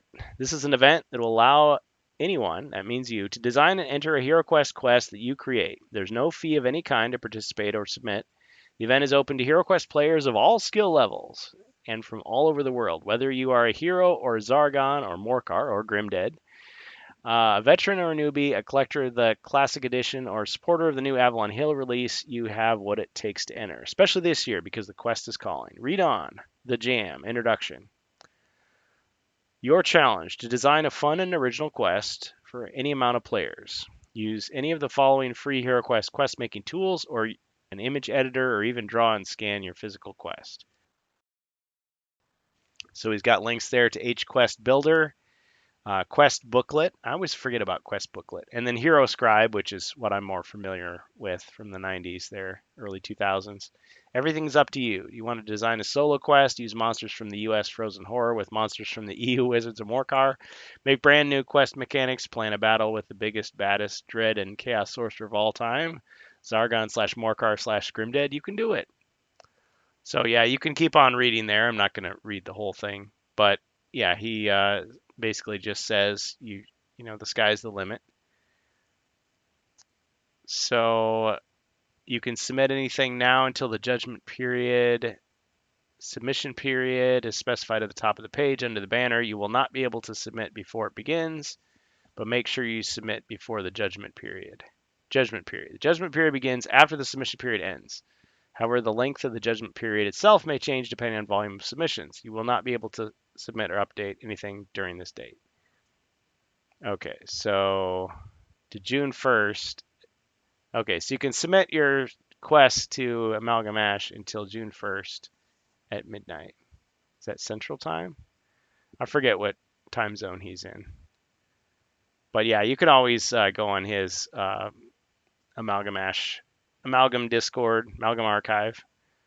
Okay, here's his rules. Oh, there's a prize. Grand prize, a HeroQuest official and homebrew cache, including Giles McNeil's Sunday Quest Conundrum of Yuckthorn, limited release. Okay, so that's a homebrew thing. A print and play version of Deathtone's Mega Quest Awakened, including miniature STLs. A brand new Rogue Aravelethorn Hero Collection pack. Oh, he's getting rid of it.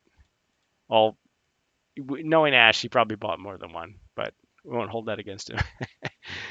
A brand new Path of the Wandering Monk Hero Collection pack. The 5 highest ranked quests will receive a video presentation. Each judge can also choose a quest to receive a video presentation. A randomly chosen quest will receive a video presentation, 10 presentations total. So he's basically going to feature your content and talk about it. So I've never contributed anything. I don't really write that many quests myself, but I appreciate the fact that he promotes people's work and inspires them to be creative. That's really great. Okay, there's only 8 rules. Simple as they are, the rules are absolutely mandatory. Any who dare abandon these laws will be disqualified and made to clean the Ogre Chieftain's chamber pot. Participants will... Okay, they'll expect you to read. Okay, number 1. You can only submit one quest. Oh, wow. Each quest can only use one full-size board, no double quests. Quests can only use the board once, no Dark Company quests. Only the first printable page of a quest will be judged, all else ignored. Well, that's pretty strict. But I guess, you got to cut it off somewhere. Only the first printable page of a quest will be judged, all else will be ignored. Quests may use any number of any miniature tile, rooms, doors, or furniture. Plagiarism is prohibited. Do not infringe IP/copyright of others. Okay, so that means I can't use Star Wars, I guess. Um, all qualifying submissions will be bundled in a free digital collection on Itch, which is a platform I don't use, but there you go. Quests may be presented on AshQuest specific license information below. Keep entries safe for work and tasteful and follow community guidelines. Okay, and then he lists all of the things that you can use. Any edition, officially released. Okay, so I'm looking at all the expansions here.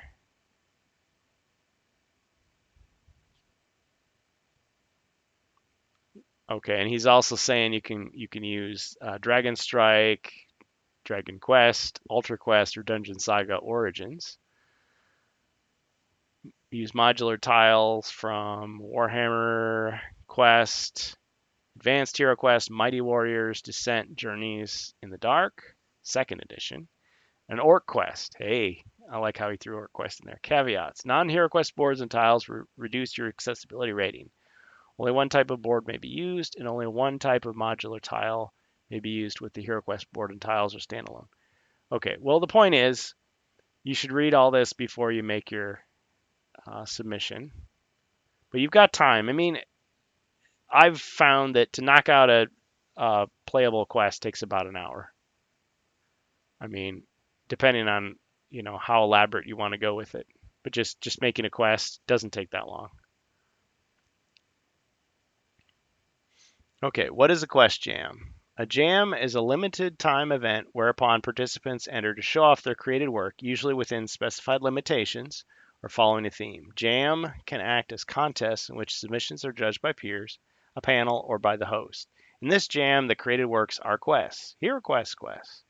Each participant will use free quest building online tools specified above to design a quest of their own to submit to the jam. Okay, and then Itch, not Twitch, but Itch is a platform for users to share their game-related works, from completed commercial or free games to demos, works in progress, musical or graphical asset packs, game engines, plugins, etc. Yeah. So it seems like a worthwhile creative exercise. And I know Ash has always been involved in these sort of jams for like computer game development. But here it's with board games. I think it's great. Okay, and then he talks about all these things. So I'll let people who are interested go ahead and read through that. So it's not just Amalgamash judging everything. He's one of the judges, but Squidge Monster, My Dad is Dracula, and Geek Gone Giddy will also be judges. So that's cool. And so far, there's 10 submissions. Oh, you can actually see what they are. So we've got Mayhem in the Academy, The Halls of Madness, Quest 2, The Volt Fork Tunnels, Halls of the Dead, Goblin-based nonsense, Brother My Brother, Forges of Dread, The Tomb of Endless Whispers, single quest, The Castle of Dreaded Division, Persephone's Tavern, and The Halls of Honesty. Looks like a lot of AI used for these graphics, but it's fine. Or Mini's 3D bashed model there. So yeah, good luck to all the people who are entering into that.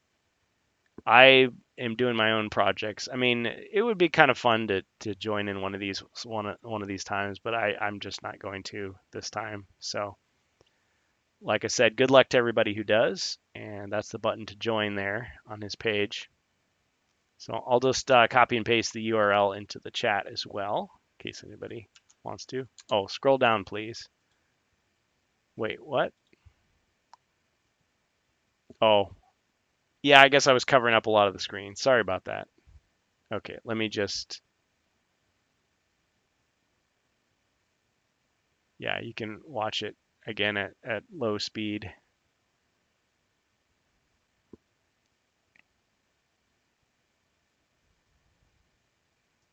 But yeah, basically create your stuff. He'll look at your stuff. Well, the group of them, they'll look at your stuff. They'll judge it and they'll feature it. And you might win some cool stuff. It's all about HeroQuest homebrew.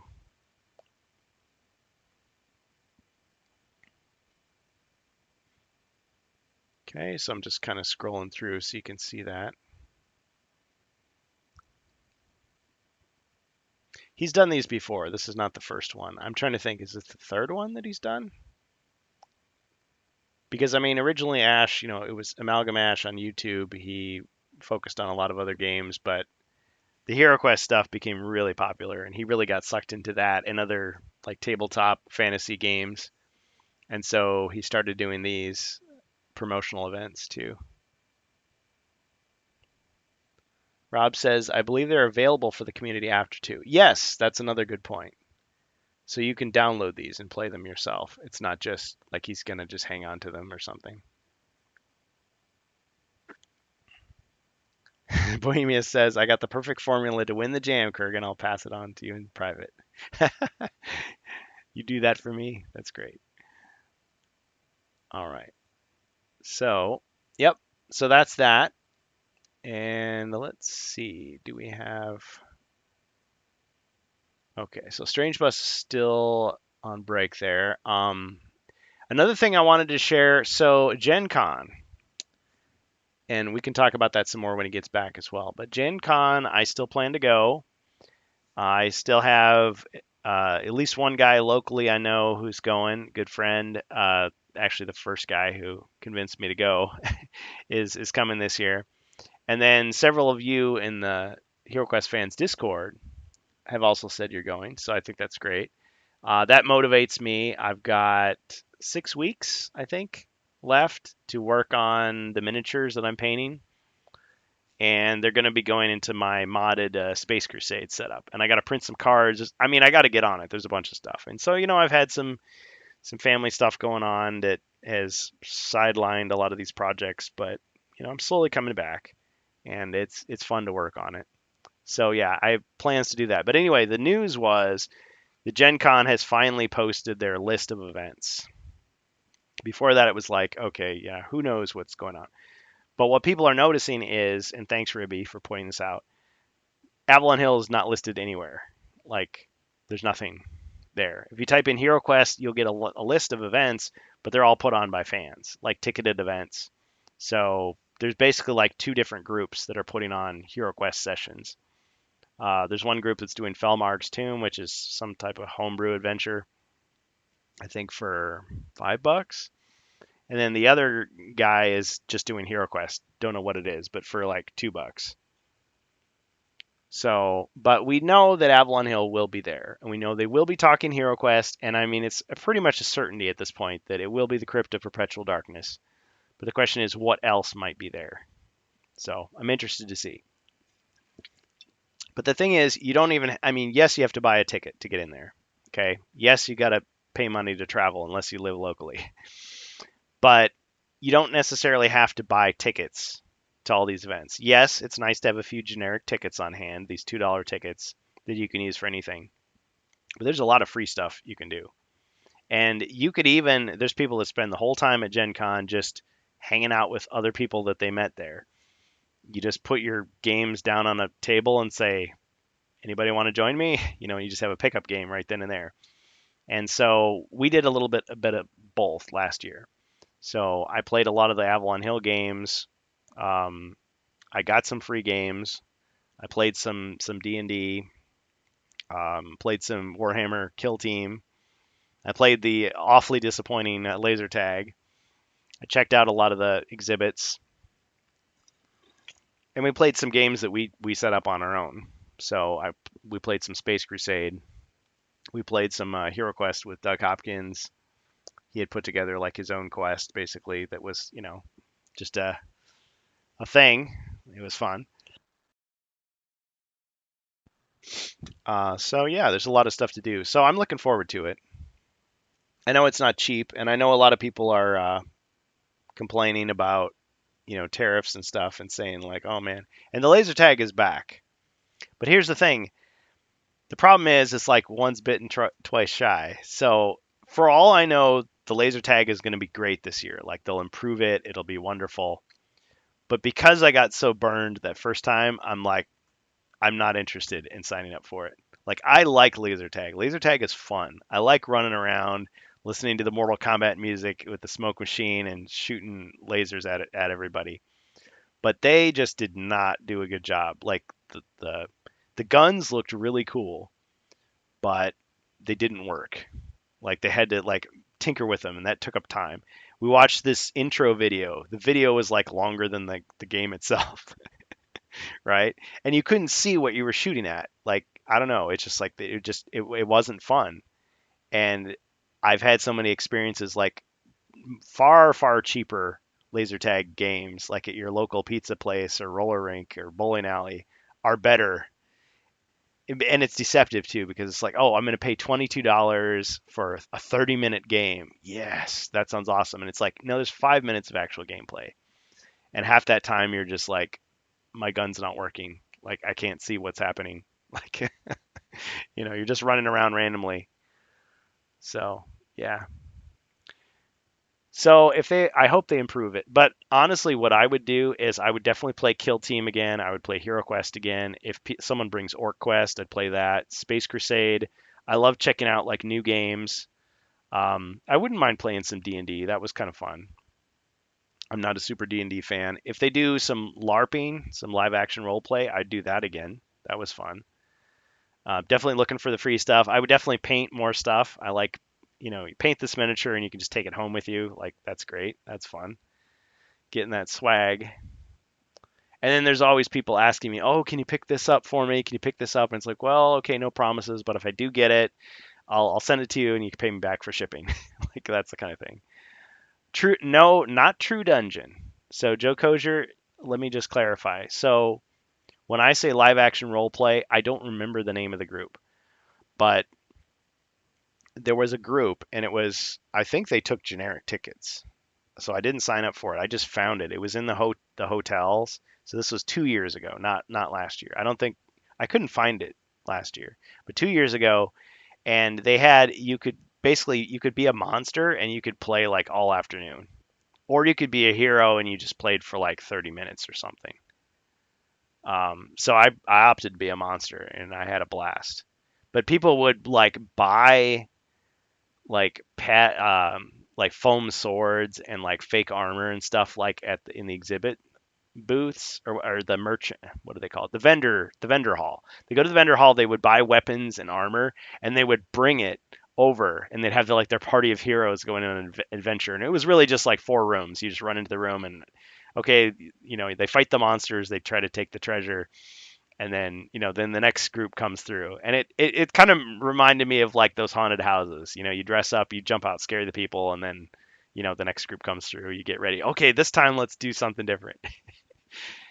True Dungeon was more like kind of a fantasy themed escape room from what I understand. It's like they had puzzles and like there was like little like games you did, but it wasn't what I wanted or what I pictured when I thought of like LARPing. Like I want to put a costume on and I want to act stupid and swing a foam sword and you know kill quote unquote somebody. That's what I want to do. And just have it be like very improvisational. But I got to bring an extra beard because somebody did hit me in the beard and it kind of tore and I had to like kind of like fix it the rest of the day. And other than True Dungeon, there was another LARPing group, but it was more like they give you a big foam bat that's like vaguely shaped like a sword, and they basically just have a combat with you. It's like they teach you a few moves, and it's like, okay, now fight this guy. So you have two people like swinging these foam swords at each other. And it's like, okay, that was kind of cool, but it was more like uh, stage combat or fake fencing or some. It wasn't like I'm a character on an adventure, which is what I wanted to do. So yeah, I've returned. hey, so we were talking about Gen Con and what we're expecting. So they have the events listed on the website, but you can't sign up for anything yet. You can create a wish list of events, and the Avalon Hill stuff is not up yet. But I think it's May 18th when the tickets actually go on sale. So there's a mad rush, everybody trying to get in there. So I actually took the day off of work. That's how big of a nerd I am, so I can get get in on that action. But yeah, there's a lot of people that are hosting HeroQuest games. It's just that they're not official ones. These are just fan A ones. beard cam? You should do a beard cam. That would be hilarious. Oh, you can't see. I gotta let's see. If I went to events like that, because I'd be so weird about it, I'd probably do a crotch cam. Crotch shot. Yep. Yeah. Unreal Tournament. Hey, what's his crotch cam? Eyes up here, buddy. Yep. Okay. Yeah, this is what I was trying to display earlier. Sorry. Yeah. So we got It'd just be very apparent. It'd just be a big old strap down there. it's a And cod, like, it's a cod piece. It's historical accuracy. Sure, buddy. It's like I'm just happy to see you just need to leave right now. you. Yep.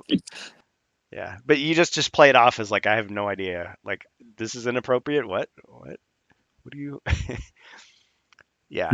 So anyway, yeah, so to answer, yeah, to what Joe was saying, there is True Dungeon and there are people who signed up for it and I'm sure it's great, but that's not what I was looking for. I was looking for more of a like it's a it's like an improv fight wearing fantasy costumes is basically what I wanted. Yeah, the foam sword hits you in the face, the beard goes flying, you know. Oh, The guy throws the bean bags and he's like, "Oh, I'm shooting like fireballs at you." It's like, "Oh no." And you Wilhelm have scream. yeah, you have lives, so it's like, "Okay, I got hit. Okay, I got to go in the corner." And then like, "Oh, I respawn and I come back out again." And it's hilarious. And you have grown-ups doing it, you have kids doing it. Yeah. It was funny. They're like, "Go easy on the kid." It's like, get right in his face. It's like I saw there was laser tag. You guys doing laser tag? oh man. The laser tag was so disappointing last year. I don't think Oh, I that have the sucked. heart to do it again. Yeah. If they improved it, it might be worth it, but I mean it's $26 and So, 5 minutes of gameplay. side note, I know you're doing your thing, but I went to a laser tag over in Burlington with my kids. We went like this is that weekend. We were talking, Yeah. um, and it was like a fun kind of like a fun fair resort place, and it had laser tag, but it was such a small town that it was like the arcade that had arcade go karts, laser tag, and yeah, the laser tag was from like 1997.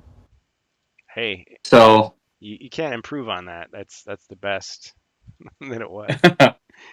like 30-pound vest with like the Yeah. glow in the dark, Yep. like had the glow in the dark gun. The guns are heavy. The vests are like duct taped together, like to hold them. Yeah, and it would start and it'd say mission start. It'd like give you like the monotone voice. Shields up. Yeah. You walked into the area and it was like dark with like glow in the dark paint. Yes. So good. Did they Yeah. play did they play the Mortal Kombat soundtrack? Yeah, it was like it was very I felt like I was like 7 years old.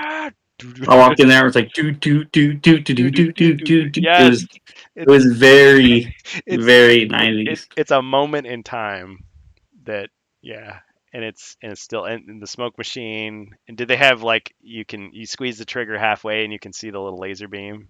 Yes, you read. Yeah, Yep. that was it. You'd see the laser, so you could like prep Yep. your gun. But as soon as it got close to somebody, theirs would vibrate and say "threat alert."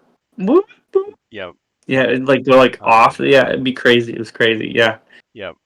And well, some of them they wouldn't let you run. So I'd have like this like half walk, thing where I'm just like walking around really fast.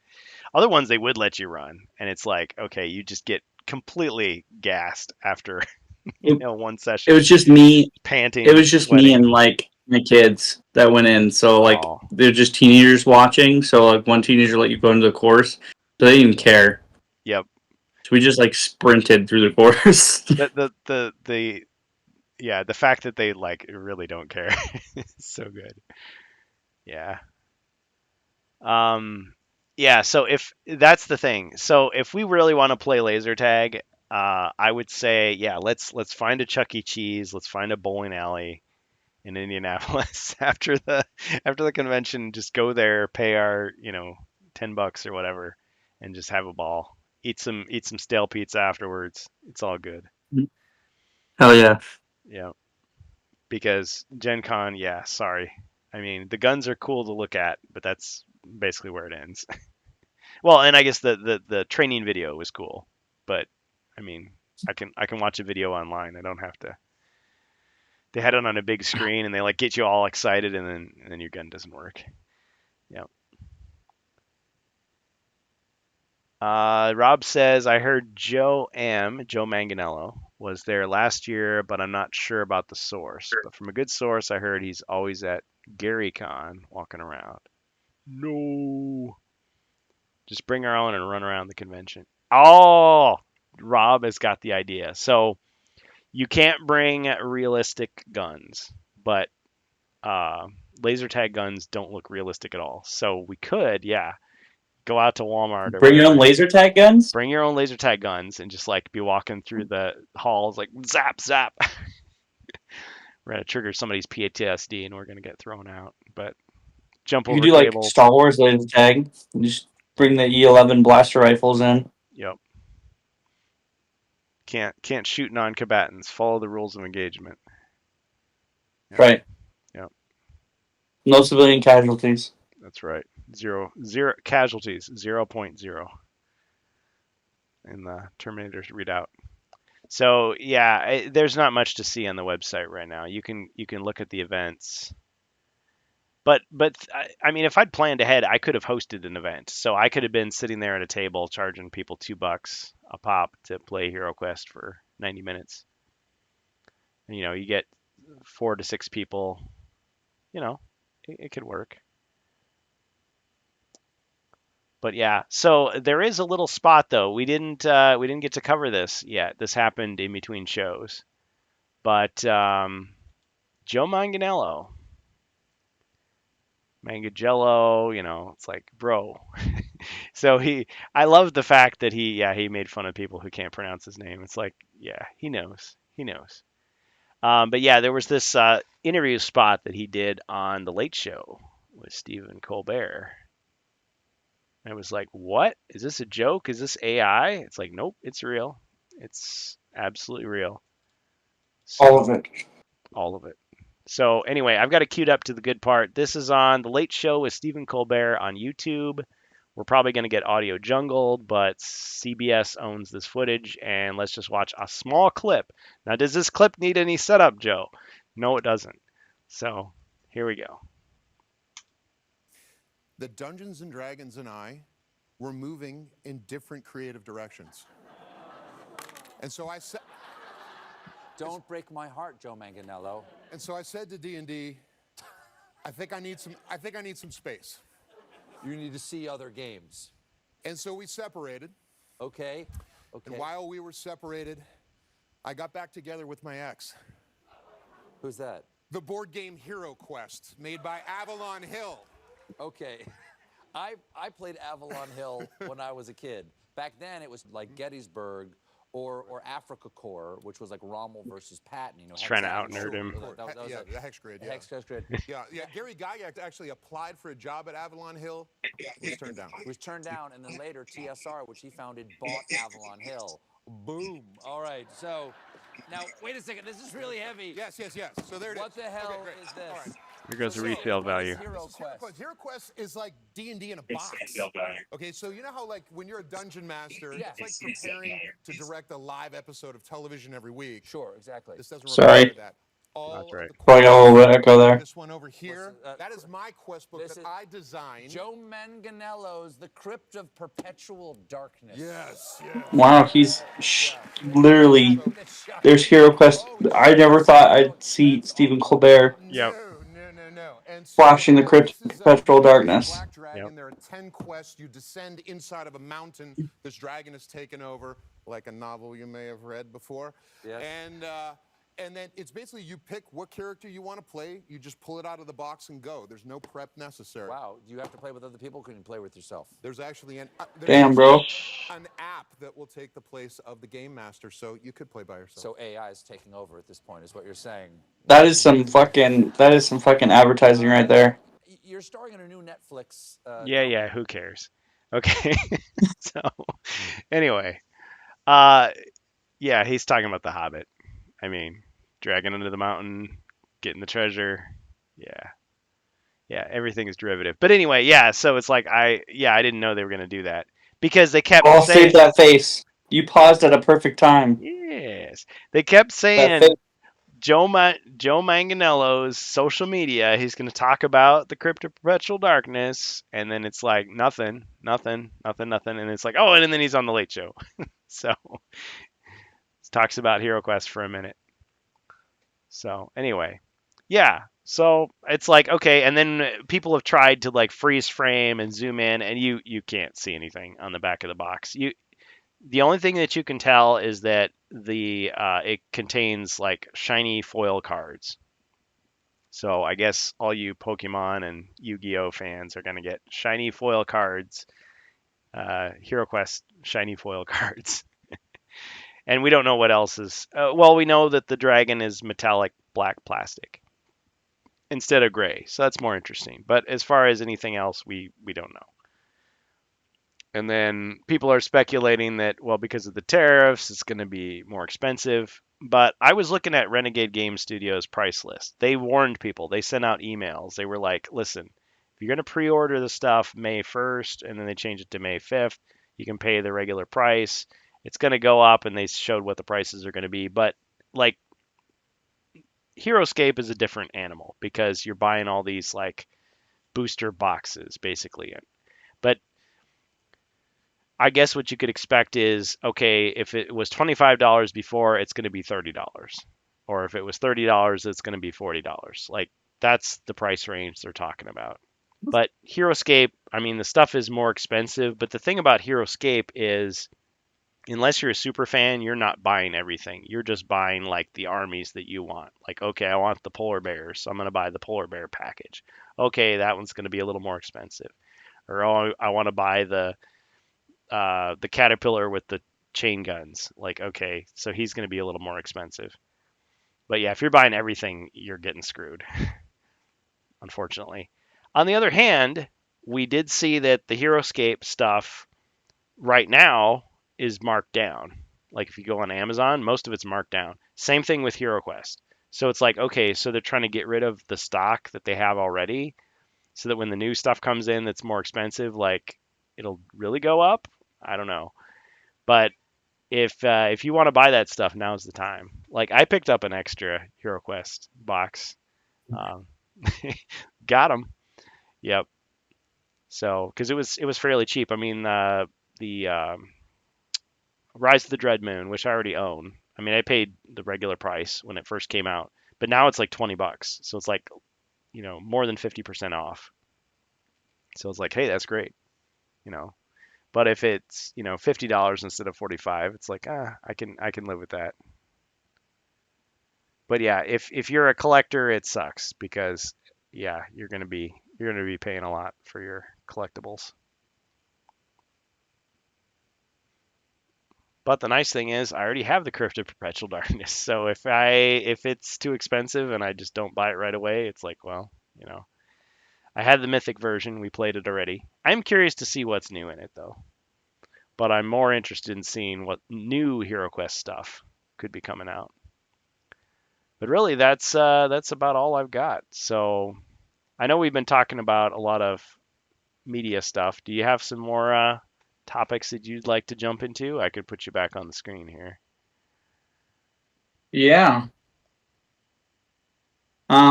Just my last one here, and that's hold on, let me myself back in chat. My wife sent me a news article. Let's make sure it wasn't anything important or emergency. Okay. So just something I've been trying to kind of go over, like I said before, like the last couple of rantcasts, with the audio issues and stuff that we've had. I just kind of want to restate it. because it's gotten worse. Oh, yeah. But I think it might kind of steady out. But I am just going to kind of like restate this with the ongoing tariff situation. The last couple weeks into the last month, with the fluctuating tariff percentages going up and down. It's making shipping costs and a lot of big companies for computer factories and areas kind of go, I would guess, haywire. They're kind of having a hard time coping. So, Yeah. So as we move on into the next quarter, we are diving into kind of an unknown era.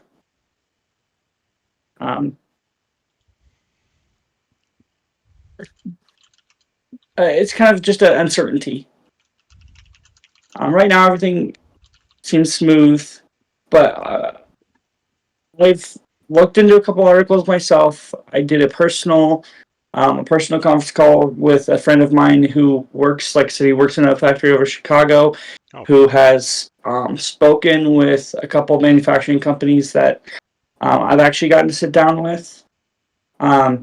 And they've even confirmed it. Like I said before, I don't know about currently now, since, like I said, I don't know if those tariffs are gone or if they're like kind of relayed back, but they've kind of spoken about how while they were rising and lowering and rising and lowering, they didn't know what to do because, like, you don't know. It's not the fact that the tariffs are super high, but like they're saying, like, when they go to ship a product out or get a product in, they don't know what to label it because one day it could be this percentage, the next day it could be that, and they have to hold off because they want to make sure you're crossing a lot of laws and a lot of boundaries if you ship something out wrong. So, Yeah. but A trade war. right now we're looking at the fact that strategies. I'm not an expert on it, so hardware personally is going to become a increased commodity for consumers. NVIDIA is going to be taking a drastic turn hardware-wise, I think. I think we're ever going to be going back to the way it was not for a long time. When you go buy a video card, we're going to be looking at a whole different market. So when I use the term the end of affordable computing, I mean it in terms of the fact, as a clickbait article, as the fact as we're not going to be able to walk into a Comp USA or be able to look naturally like on Newegg or something and be able to pick out what we want at random without ease or anything like that. And if that's what you've been doing, we need to start rethinking our process. It's more the fact that if you were a person who was a smart shopper, you're going to have to start going to the next level, start smart shopping even harder. And right now, if you're definitely a person who's looking into, yes, Gamers Nexus did a great video, and that they actually have an article saying that it's the end of affordable computing. They've also been diving into people. They've actually interviewed several manufacturing companies. Can I all the way from? Can I break in, interrupt you rudely, and ask you a question? Sure. Let's say I'm hearing what you're saying, but I'm not convinced. I'm one of these people who is not like a hardware nerd who gets like the latest video card, the luxury computing, who's just like, yeah, I'm going to buy the cheap computer from Walmart. Should I still be worried?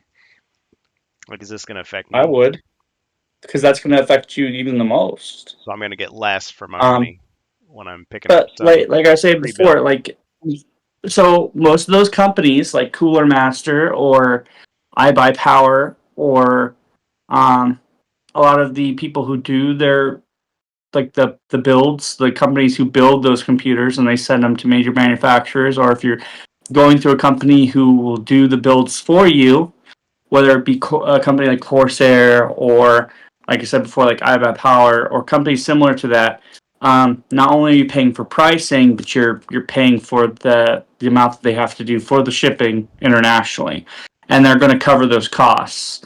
Not to mention the fact that if they want to make a profit now, they're probably going to make up for their price loss. They're probably either going to charge extra. They were talking about to reference one of those Gamers Nexus videos. I think it was Height, the company Height. They were talking about one of their cheaper cases to kind of play on somebody who's a budget. If you're on a budget, a $100 case for Height would to cover one of the current tariffs. They're going to be looking at something. You're going to be looking at something like an $89 cost per on the current percentage. So you're going to be paying almost $200 for your case. Dang, yeah. On something that would be $100. And then if you're paying something like $400 for a nicer case or chassis for a computer, you're going to be adding that same percentage. So you're probably going to be paying almost twice as much. And like I said, there are companies right now that are trying to find workarounds to avoid those. But if you're looking at because I've been around the market, at least here where I live, to look at some of those models, none of those PCs that have those builds, if you go to buy a PC right now, none of those cards are carrying 50 series cards. If you're looking at a 50 series, which I would not anyway, those cards are garbage. If you are looking at anything that is more modern, if you're trying to modify your build or anything like that, you're going to be paying on top of a tariff of some sort. Right now, like I said, most manufacturing companies were said this would have been okay if they were let known ahead of time. Like, this is something that's going to be done in a year or two, so we can get our shit together, maybe move into the U.S., get our company started, get things prepped and ready to go. But this is something where it was just kind of sat down and everybody's just scrambling to get stuff done. Not enough time to adapt. No. And like I said, this is local businesses too, guys. Like, this is, like I said, this is just affecting anything that comes from it. Anything that comes internationally, silicone, steel, anything like that, that's not coming, at least for people in the U.S. Yep. If you're getting your shit internationally, it's going to get their tariff. Now, like you said before, for people who've been paying on tariff costs forever, it's probably not a big deal. But once again, the price difference is because we're in the middle of a fucking political. I don't even know what to put it, because I don't want to sound like I'm biased against anything, because that's not what this is about.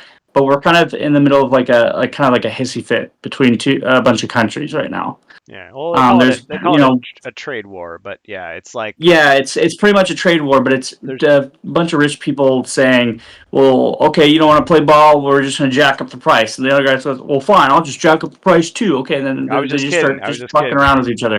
Yeah. It's like you hope that like, okay, maybe they're bluffing. It's like, they'll come back. Change my hobby. Let's make it okay. That's not happening. I've already done my upgrade. I can last for almost 5 to 7 years without having to do another upgrade. I'll be completely fine. I think Bohemia. I have 500 games that I can play that I don't need another video card for. So if my other video card breaks, I've got a 20 series in the back. I'll just pull that out and throw that in my computer. I'm good. So and I've got games to last me for years too. But I think he was actually mentioning something else there. Do TikTok. So he's saying you should stream on another platform. Oh yeah. We're not going to go there. We're not going to go there. Yeah, the politics. Yeah, sorry, Joe. This isn't like me trying to be politically biased on anybody at all. Everybody has their opinions. That's cool. But yeah, we're not gonna fight about it on the thing.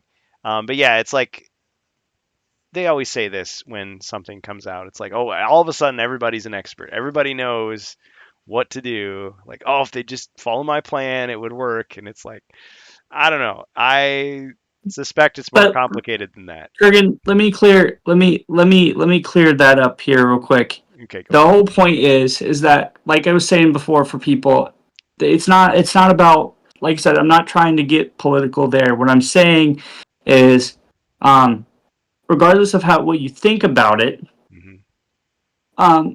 because personally I have my own personal opinion about it, right? Hmm. If I know somebody personally, they'll know that. What I'm telling you is from a business perspective and a consumer perspective, it's going to suck Yep. because you're used to having things at a certain price, right? Right. So if you're in the EU or something and you're used to having a tariff already, it's not gonna fucking matter as much. If you're in the US and we're not used to having these certain things happen, and you get caught up with a bunch of rich people throwing a whole bunch of fucking tariffs at different percentages every day, it's gonna suck because the people who are working hard every day and they get up in the morning are gonna have to figure out what fucking percentage they have to ship their shit out at. And that's what I'm saying. Is it doesn't matter that there's tariff going on. It's the fact that they have to wake up and say, is there a 20% tariff for this country? Is there a 30% tariff for this country? Now it's 60%. Now it's 120% for China. It's like, it's all that stuff. And I don't even know if it's still going on because, like, I stopped following it personally. This was a couple weeks ago, before you had your personal stuff going on. So, like I said, this could all be old news. The point is what I'm saying is, when it comes to computing and stuff, anything internationally coming to the U.S. where I live anyway, it's going to suck. And that doesn't mean that people aren't going to be able to afford it, or they're not going to be able to buy it. I'm just going to say it's not going to be a personal time to start buying at all. Yeah. I wouldn't recommend that you do it. Yeah. And even somebody like me who could probably put aside 10 grand for the year and just go nuts, I wouldn't do it. I couldn't justify it. Exactly. There was It a changes time your a couple spending years habits. ago Yeah. when you could save that money and do it.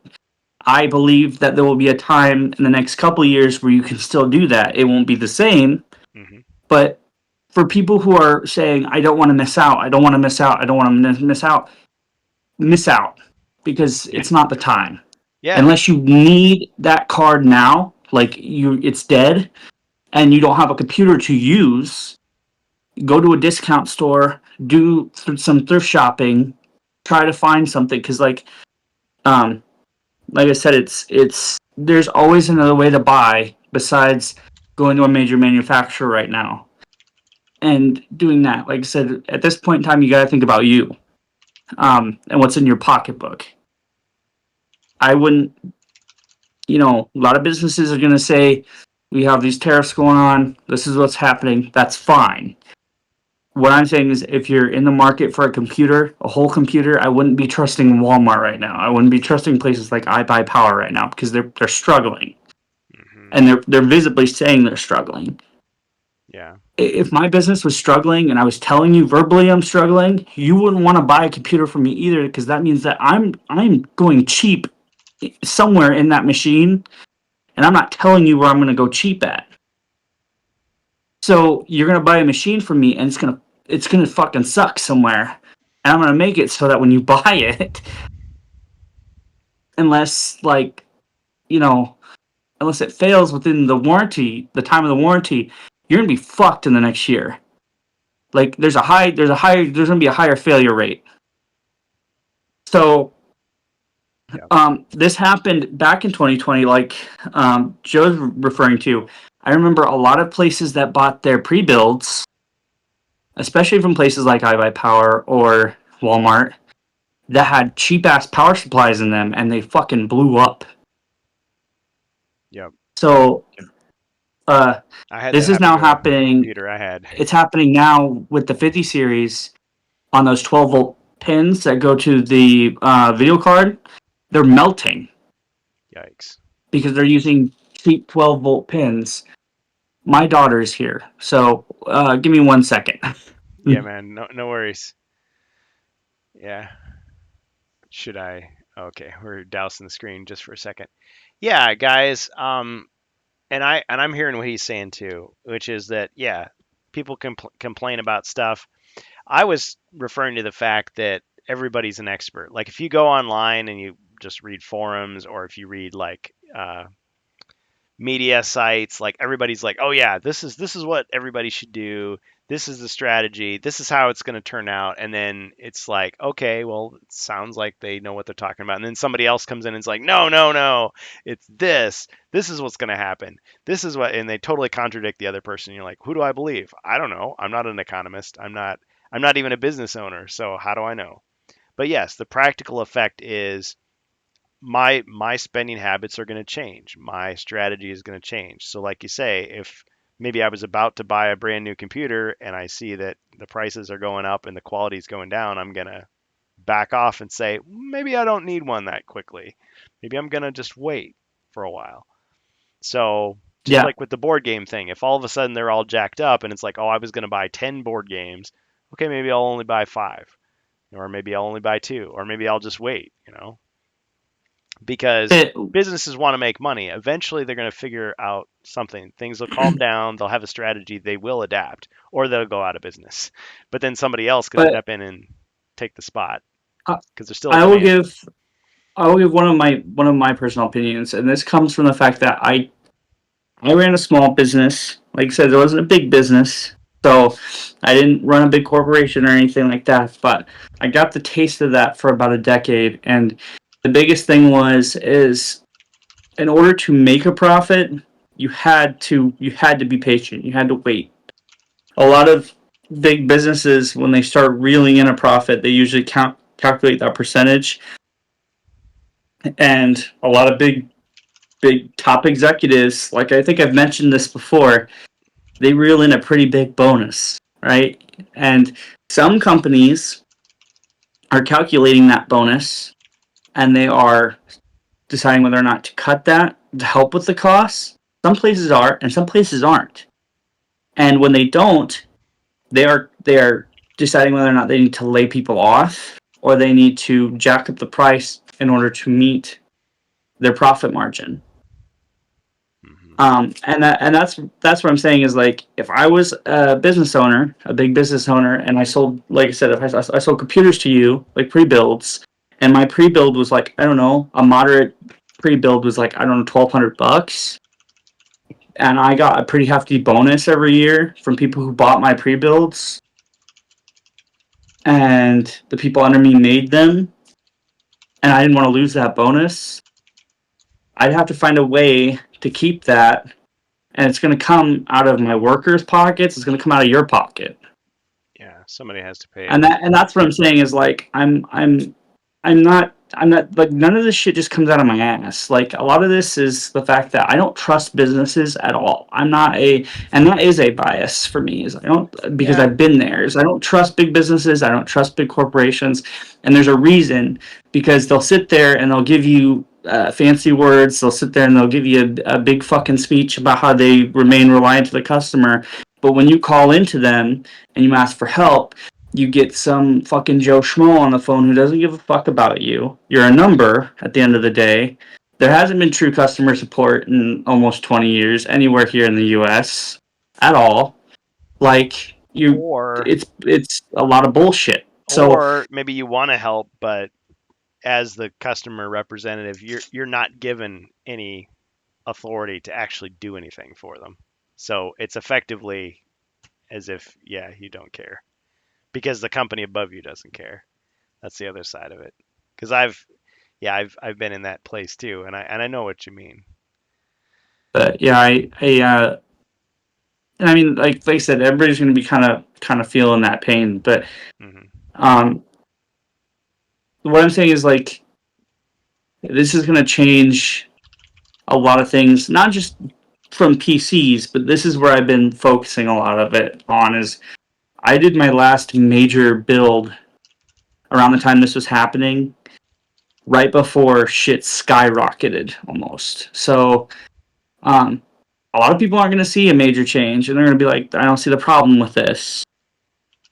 But I mean, you're going to see, I don't know, what used to cost $300, it's going to be probably $400 or $500. What used to cost $100 is almost going to be $200. Yeah. Like for prices on steel, silicone, stuff like that. And like I said, yes, we'll adapt to it. It's not impossible, but you're going to see certain companies come in that weren't there. You're going to see a lot of companies that used to be reliable probably not be reliable. Hmm. And like I said before, it's not going to be a time where finding a deal on something is going to be easy. Yeah. And like I said, I say that because we shouldn't just look at it and go whatever, because you should always be like, to me, I always save. I always try to find the way to save money. Like Yep. how you end up getting more money is you invest in what you have.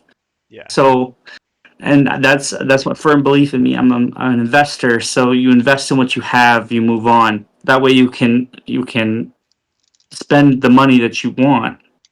Yeah. But You can't get everything you want, but you can get some things if you play it right. and Rob, make no mistake, I'm not just using tariffs as an excuse. That's not the point of this. Hmm. I'm letting people know that there will be a price increase here in the region due to that. Hmm. Um, the the big thing is businesses are probably going to use that as an excuse. Shippers are probably going to use that as an excuse if they fluctuate, Hmm. because they're going to hold product, which is going to cause an issue with people getting product because they will want to be able to ship things properly, because there can be major consequences Oh to man, them. I just thought of something. So Um, if you're one of these guys that makes an app that like monitors the price of some product and alerts you when it's time to buy, you're gonna make a killing because people are gonna use your service. Just saying. yeah, that'd be great. It's like, okay, gas But is at this price. Okay, go get I'm it. not an expert in any means. Like I said, I've just been talking to people the last month and a half.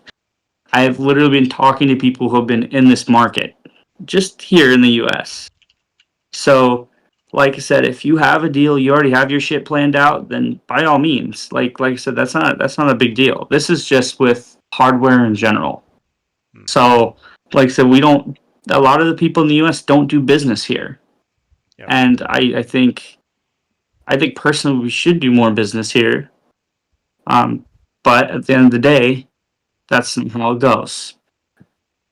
Yep. Um, so, and I believe that things should be affordable for people.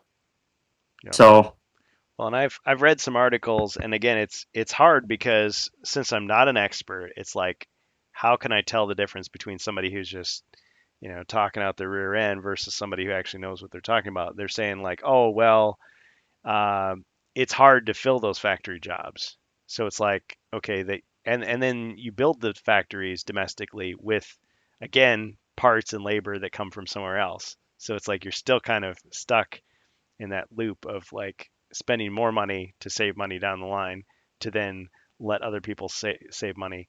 And yes, there is the factor of, okay, we've been so spoiled for so long, and we get into this mentality, well, yeah, of course you buy the stuff from Walmart and it sucks, but it's cheap and it breaks and you just buy the new thing. There's no going to a thrift store to get the used thing because it's not going to survive.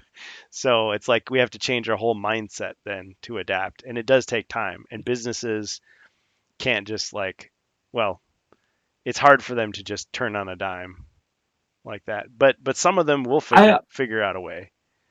I also don't want people to think that I'm saying this out as like a doom message either. This is No. to like let people know that we shouldn't be settling for high prices.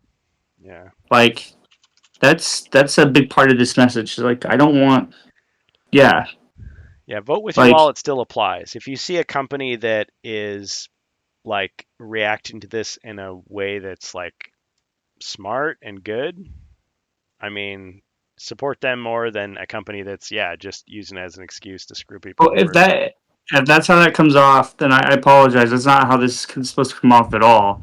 and I'm meaning this as like if you see something that is way higher than it's supposed to be, the whole point of the message is don't just say oh well and buy it anyway. The point is that like this, like if the point is to adapt and overcome, it's to, you know, let people know this shit fucking sucks, and that like other businesses will come in and adapt to that. We will always find a better way to sell a product. So, I mean, and that's how it is. Because if we just keep saying "oh well," then like we're giving businesses an excuse to just jack prices up at Yeah. that point. Yeah, we're just They can use that excuse. Okay, oh well, it's tariffs. Oh well, it's inflation. Oh well, because they could just use power words, and nobody's going to do the research to say, well, what do you mean it's inflation? Oh, okay, inflation 7%. Okay, well, our prices went up 7%. Okay, well, I guess that's reasonable. I'll pay the 7% then. So I don't. That's what I'm saying is like don't you know. I'm telling people exactly what they're saying in chat. Yeah. Don't just take it as an Well, excuse, Joe, right? I think that's a shame because you'd have my vote. No, I'm just kidding. Yeah, I wouldn't want to be a politician either. I mean, all that scrutiny and the temptation too to yeah, just yeah, it's not. I wouldn't want that for myself either. I mean, somebody's got to do it. But anyway, that But people in shipping and stuff are having a hard time, not because of the tariffs, but because of the fluctuations. And I think that's stopped. I think it has. So, but the big thing is yes, a lot of people down to restaurants. Man, I was coming back from Burlington, and there was a China, like a buffet that I went to, and literally had a sign that was telling me because of tariffs, their prices were going up 4% or something like that. And then they like couldn't afford workers, so they were like, "Please clean up after yourself." And if you waste food, there's an $8.99 like per pound extra charge for wasting food. well, And I was like, "Holy fucking shit!" I was like, "That's crazy. you wouldn't have to Why be a worry. buffet at that point?" You wouldn't have to worry about it Like, for me. I mean, I'll clean the place out. I mean, yeah, No I'm problem. gonna eat it, no doubt. Like, it was good food, but like, holy shit, man! Yeah, Like, yeah. It's like like lady was nice and all, but like, man, that's crazy. strict. Yeah, But that's what I'm saying is like like I said, and I don't mean to get into any political mumbo jumbo. What I'm talking about is just the fact that like computers nowadays are not like when you're going out to buy one, be smart, right? hmm I would never, even back when shit was affordable, I don't recommend people buy pre-builds because you can buy your own for about the same price and get almost the like better parts. Or you could spend a couple extra $100 and get all reliable parts that you choose, that you can figure out which parts are like fit for you. Like I found Corsair was a great brand for certain parts. Asus was good. MSI is great. EVGA used to be awesome before they fell down the line, but like I said, those brands they fluctuate every couple of years, right? But those pre-build companies are going to pick based on what is cost effective to them.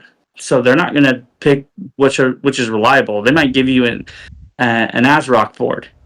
An ASRock is cheap, but it's not reliable. mm, Those motherboards fucking die all the time. yeah. In fact, they're having trouble with them right now. I think with they're killing AMD CPUs. So if you have an ASRock board and a newer AMD CPU, you have a possibility of it fucking bricking your CPU at the moment. Dang. So Sorry, I was just making a comment about the eggs. Like I've eaten a lot of eggs. I've probably eaten more eggs like in the last several months than I have like in years. But you can tell it's like these aren't like farm fresh eggs. These are powdered eggs. oh yeah. So yeah. And you're probably paying yeah the same price as you would for yeah the fresh eggs. Yeah, I guess eggs are pretty fucking pricey nowadays, huh? Yeah. Well, But I'm not a Joe. Yeah, I'm not anything. I'm not a scientist either, so I can't tell you like does a bird flu? Yeah. does it only affect certain birds or other birds or?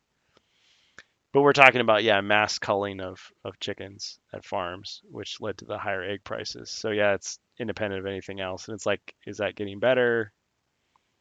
Whatever. And when they kill the chickens, But yeah, can you I eat could. those or do they just throw them We away? could really get into it at that point and be like, but yeah, grocery stores still waste food and all other crap. Yeah.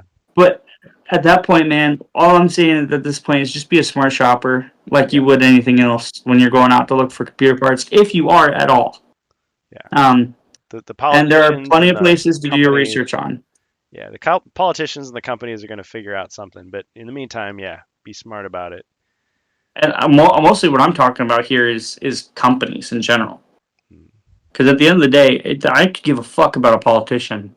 A company is the people who fund a lot of that shit. At the end of the day, so big companies have the money in their wallet. So I would say, just do your research. Also, if you're getting an NVIDIA card, the drivers are bad. All of the drivers are bad right now, unless you got a 30 series or below. So if you have a 40 series card or up, their fucking drivers are getting buggier and buggier. So I'd roll back to the December version. Once again, that's coming from Gamers Nexus, and I've also experienced it myself. They're causing blue screens, blackouts, crashes. They're bricking certain computers. It's causing a really big issue. So, yeah, NVIDIA is just on. They're trying to wipe out their public image for some reason, and I don't understand why. But they're not doing great this year.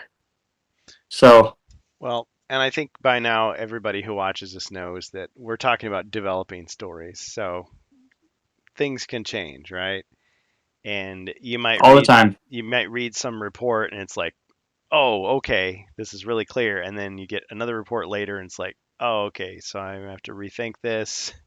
But yeah, we can only comment on what we know, right? So don't take us as the last word. Well, take me as the last word, but no, just kidding. No. Joe says I have an all-one PC, so I don't think I can replace components, let alone upgrade anything. Oh, okay. Well, yeah, I suppose not. So if a piece breaks, you better hope that the manufacturer is gonna like cover that on the warranty. Otherwise, you're screwed. Rob All one says, PC, so "Ride on the horse, let alone upgrade anything. Well, that's good, Joe. Then with no competition, NVIDIA is." Sorry, couldn't resist. I'm getting tired. yeah, that's true, Rob. Yeah, getting too comfortable with the competition. I think that also NVIDIA is trying to branch out from um the like from where they started, which is with the gaming community. They're trying to go higher. They're getting into robotics and like pure AI stuff. So their last keynote kind of showed that they were kind of done just relying on the gaming and the workstation communities. So they're trying to branch out into bigger territory, but to kind of smoke their current consumer base is like this early in the game. I think it's going to kind of bite them in the ass a little bit. So, but whatever. It just leaves Intel and AMD to take the competition. Yeah. Yeah, nature abhors a vacuum, and I guess you have something similar in economies. Yeah. One company drops the ball, somebody else can jump in there if they think there's money to be made. Joe says, if I were a PC gamer, then yeah, I guess it would be a set overall the price and quality situation. And I'm not even considered a PC gamer anymore. I don't do it that much anymore. PC building has been my hobby since I was 7 years old. So I can't remember a time when PC parts weren't fucking expensive.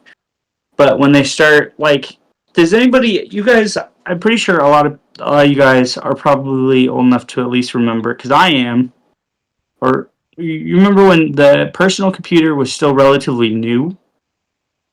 At least people have researched it. Like computers used to be anywhere upwards of $2,000 to $3,000. I think even more And than the that. home computer was still sold in a package. Like Oh, yeah. HP and Dell were big fucking powerhouses at one point in time, and like it wasn't like building your own PC was like a fucking oddity at one point in time. It was crazy. So like that has not been a thing. Like overly expensive computers have not been a thing for a long time. When I bought my first PC, it was the Dell Optiplex, and I had to build it myself because it was cheaper. They sold it to me in parts. Yep. And it That's came what I in did 5 boxes. That's what I did in the 2000s. So you got And started much younger. Of course, I'm a bit older than you, but yeah, it's like I had help. I had a roommate who knew a lot about computers, Darkhawk, in fact. He was helped me build my computer, and it's like I saved a ton of money. I had a really good rig, and so it's like I still spent $2,000, but I mean, I got a lot more for that 2,000. and it was what I think mine was like maybe $1,500, and I added stuff to it over time. Like Yep. I put a DVD player in it, and I also put I remember doing that. I added more RAM. I added the Voodoo card to it. All that stuff. Like, so that thing came with Windows 95, mind you. But I built it in 97, and then I upgraded to Windows 98, which that's been its OS since I've had it since what? Since I built it in 97, so that's been its OS since. So, I could still start that thing up. But the funny thing is that thing was expensive. It was still very expensive. And now computer parts have been like pretty affordable. Like, graphics cards back when I bought them when I was building my first real gaming computer away from the Dell and HP era, like 2010, 2011, graphics card was $400. That was pricey, yes, but and that was a mid-tier graphics card, right? Mm-hmm. So it was the graphics card, everything. Like I could probably build a whole PC for probably about $1,000, a really decent gaming computer. We're now getting into you can build a gaming PC for $5,000. Yeah, so back to that kind of the way it was at the beginning. It's like, oh, you want a home computer? $5,000. Yeah. Like, there's lots of people who come to me now, and like, even though I'm not as experienced as I was because I don't do it as often, everybody's like, "Hey, well, if you were to build me a PC, how much would it cost?" Well, I always tell people, "What's your budget?" Yep. And now I'm telling people, like, really, what's your budget, man? Like, are you going to 1080p? Are you wanting to go higher than that? Because your peripherals are going to cost you just as much as the parts inside now. And like I said, you can't get away with doing an $800 to $1,200, pre-build anymore unless you go into Walmart and they sell you the ones that still have the fucking red and blue wires in them. Like it's getting kind of dicey. My first real experience was on a TRS-80. And then my parents got us a Commodore for Christmas. You haven't lived till you loaded a program from a tape drive. I've actually worked with a Commodore before. Dang, I haven't lived. I got old school driven for a long time. I worked with one of my computer teachers. His name was Mr. Homard. And he got me to work with DOS and all that stuff because he was very old school. And he said, you don't get to work with the new stuff until you work with the old stuff. So I worked on a Commodore 64, and I had to build from the ground up a lot of the Windows 3.1 machines. And then program master and slave drives for like a month and a half. before I got to work on anything modern. So even though it wasn't even close to stuff that we had at the time, we had to work through all of his old junk before we got to anything modern. Because that was his thing. I would have been able to take one of those home if somebody didn't take the Commodore home, and that would have been great. Because he was handing out a lot of his old stuff. So, but yeah, I never owned one, but I did work on them for a little bit, and they were wonderful machines. Yeah, I didn't get to try out a lot of those computers until later. I was saying how my aunt sold computers, and I think she gave my grandma, not, yeah, my, the grandma that I knew the best. She had a Tandy 1000, and we played a lot of games on Ooh, that. Yeah, and then, but the first computer we actually had at home, I can't even remember what it was called. It was like a Sanyo or something. It was like an office computer. So like the keyboard was like a wired to the tower, I guess what you'd call the tower, and it was just a monochrome display. So it wasn't like using a TV, uh, but it was a monochrome display, and you could play games on it, but the games like had no graphics. So it was just like, it'd be like just like an ASCII symbol moving around on the screen, and you hit the buttons, and it would shoot other ASCII characters at other ASCII characters, and you're like, okay. wow. Or you're typing, and you have to wait like a second or two for the text to actually appear on the screen. And then the dot matrix printer, which annoyed me to no end. Yeah, Other people have me beat, though, of course. I had one other computer besides that Pentium 2 in there, and that was a hand-me-down before that. And I didn't build it; my uncle built it. But it was a Pentium 1. A Pentium 1. I used that to play X-Wing Alliance, and I tried to play Jedi Knight on it, and they ran like complete shit. Um, but I moved to that one and got to play it a little bit better. Tried to play Outcast on that computer. It did not play very well, but I played it for a while. Yeah. Um, and then I moved to a Pentium 3 and was able to get the full experience before, Yeah. because every time my mom got a new computer, she passed the old one off to me. Nice. So I got the Pentium 3, and then she got the Pentium 4 back then with Windows XP and all that stuff. So I just remember back then I was playing a lot of Jedi Knight and then Jedi Knight 2. So I didn't play a lot of Jedi Knight, but I played Jedi Knight 2 the most. Oh man, I played Jedi Knight so much. I actually played Jedi Outcast the least. I mean, I played it a lot, but I played That's sad. We're done professionally. you and I. Yeah. Well, see, Jedi Knight, I played it so much in Mysteries of the Sith, and then I played Jedi Outcast, and I took a break because I was in school at the time. I'm like, oh, I got to study. I don't know. I got to study. And so when I came back to it, it's like people had just moved on, and it was like, oh, Jedi Academy. So just go right into it. So I've played Jedi Oh, Outcast probably more with you than I did back in the day because there was this big. Outcast is so great. So Well, great. here's the thing though. You probably remember this. There was the big controversy, like between the first patch and the second.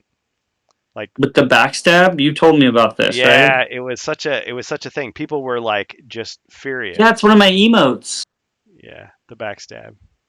But anyway, Yeah, I was used to playing the game like just how it came out, and it's like I missed the controversy, and I came back. People were like, "Oh no, you can't play that way. You got to play this way." I'm just like, you know. But yeah, it's one of my emotes. it was different. The backstab. You're joking, right? Yeah, yeah. That's WordStar right. was the word processor I'm thinking of. Joe says we had this teletype thing in our school library. It was a keyboard connected to a plotter-sized printer. Oh yeah, it was my first experience with the internet before we knew what the internet was. This was 1983. The old paper that was perforated on the side, says Rob. Yep. Yeah, so we've got people that are more old school than us. I mean, my parents had like punch cards that they saved from like university. It's like the punch cards that you put in. But yeah, I'm not that old. But see, we were late adopters of a lot of technology. We waited until the stuff had been out for a while or the price had gone down. So yeah, my first CD-ROM was an upgrade, but it was like a quad speed. It wasn't like, the original. But yeah, but The fastest. you got to experience like the generations of computers and you got to build computers. Whereas like, yeah, I wasn't even in a position to do something like that until like college. Played Dig Yeah, Dug I and did it a lot on my Moonraker. own. So, Oh, sorry. no, you're fine. Dig Dug and Moonraker on floppy disk. Oof. This is Rob. I remember the first game that I remember getting, it was called Monochrome Arcade Games, and it was one of those 5 1/4 inch floppies, and it was just like at the grocery store, and it was like $5, and it was just like someone had just typed it on a plain white label, and they were just knockoff games, and there was like a Pac-Man clone, there was like a Centipede clone, some other game that I've never seen what it's based on. It was called Hostages. It was kind of a cool game, but it was really, really hard. But yeah, it's like we couldn't even play that at home. But we went to my dad's like office and we just like played it on one of the computers. It's like, well, it works. It's worth the $5. But yeah, monochrome arcade games. So, but then a few years later, we had Sega Genesis. So that was the thing. But yeah, Blast processing. yes, we didn't get into PC gaming until sometime later. So I think by the mid 90s, so well, 96, 97 was probably when I really got into it. Because before that, it was just like I just wanted to be a PC gamer, but I couldn't because I didn't have Bit a good enough PC. Yeah, my last take before we end the night is I'm this isn't to be offensive to anybody. It's really my personal opinion. I mean, unless you're like a big CEO for a corporation, then go fuck yourself. But at the end of the day, this isn't a big it's not it's supposed to be offensive to anybody. This is just literally my recommendation is just vote with your wallet, like I have on anything at the Rancast, man. Uh, you know, just you know use common sense when looking at stuff because people are going to say stuff. They're going to, you know, they're all trying to make money here. So, vote with your wallet. Be careful. Um, yeah, shit sucks. But that's all I got for tonight. Really, at the end of the day, Yeah, and I got to get to bed because I'm dying. I'm dying now. yeah. Well, it's good to be back. We have kind of a rough start, but I always enjoy the Rantcast, and we try to leave it out on the field, so to speak. So thanks for joining us. It's over. All out on the table. It's over. Vote with your wallet. Yep. Be smart. All right. So do you want to do the wrap up or should I? Sure. I am the Strange Bus, also known as Josh. You can find me at twitch.tv/strangebus. Hosting today was the great Kurgan, also known as HeroQuest Fans. You can find him at twitch.tv/HeroQuest Fans. That's twitch.tv/HeroQuest Fans. Also on YouTube, that's XSC3, home of HeroQuest Fans, and that's on YouTube. Thanks, guys. Hope you have a great rest of your night. Take care of yourselves and each other. And we'll see you on the next Redcast. Should be next week. Yep. That's the plan. Rantcast. All right. Let's play some of that music and we'll do our outro and see if there's anybody we can raid tonight. Thanks, everybody.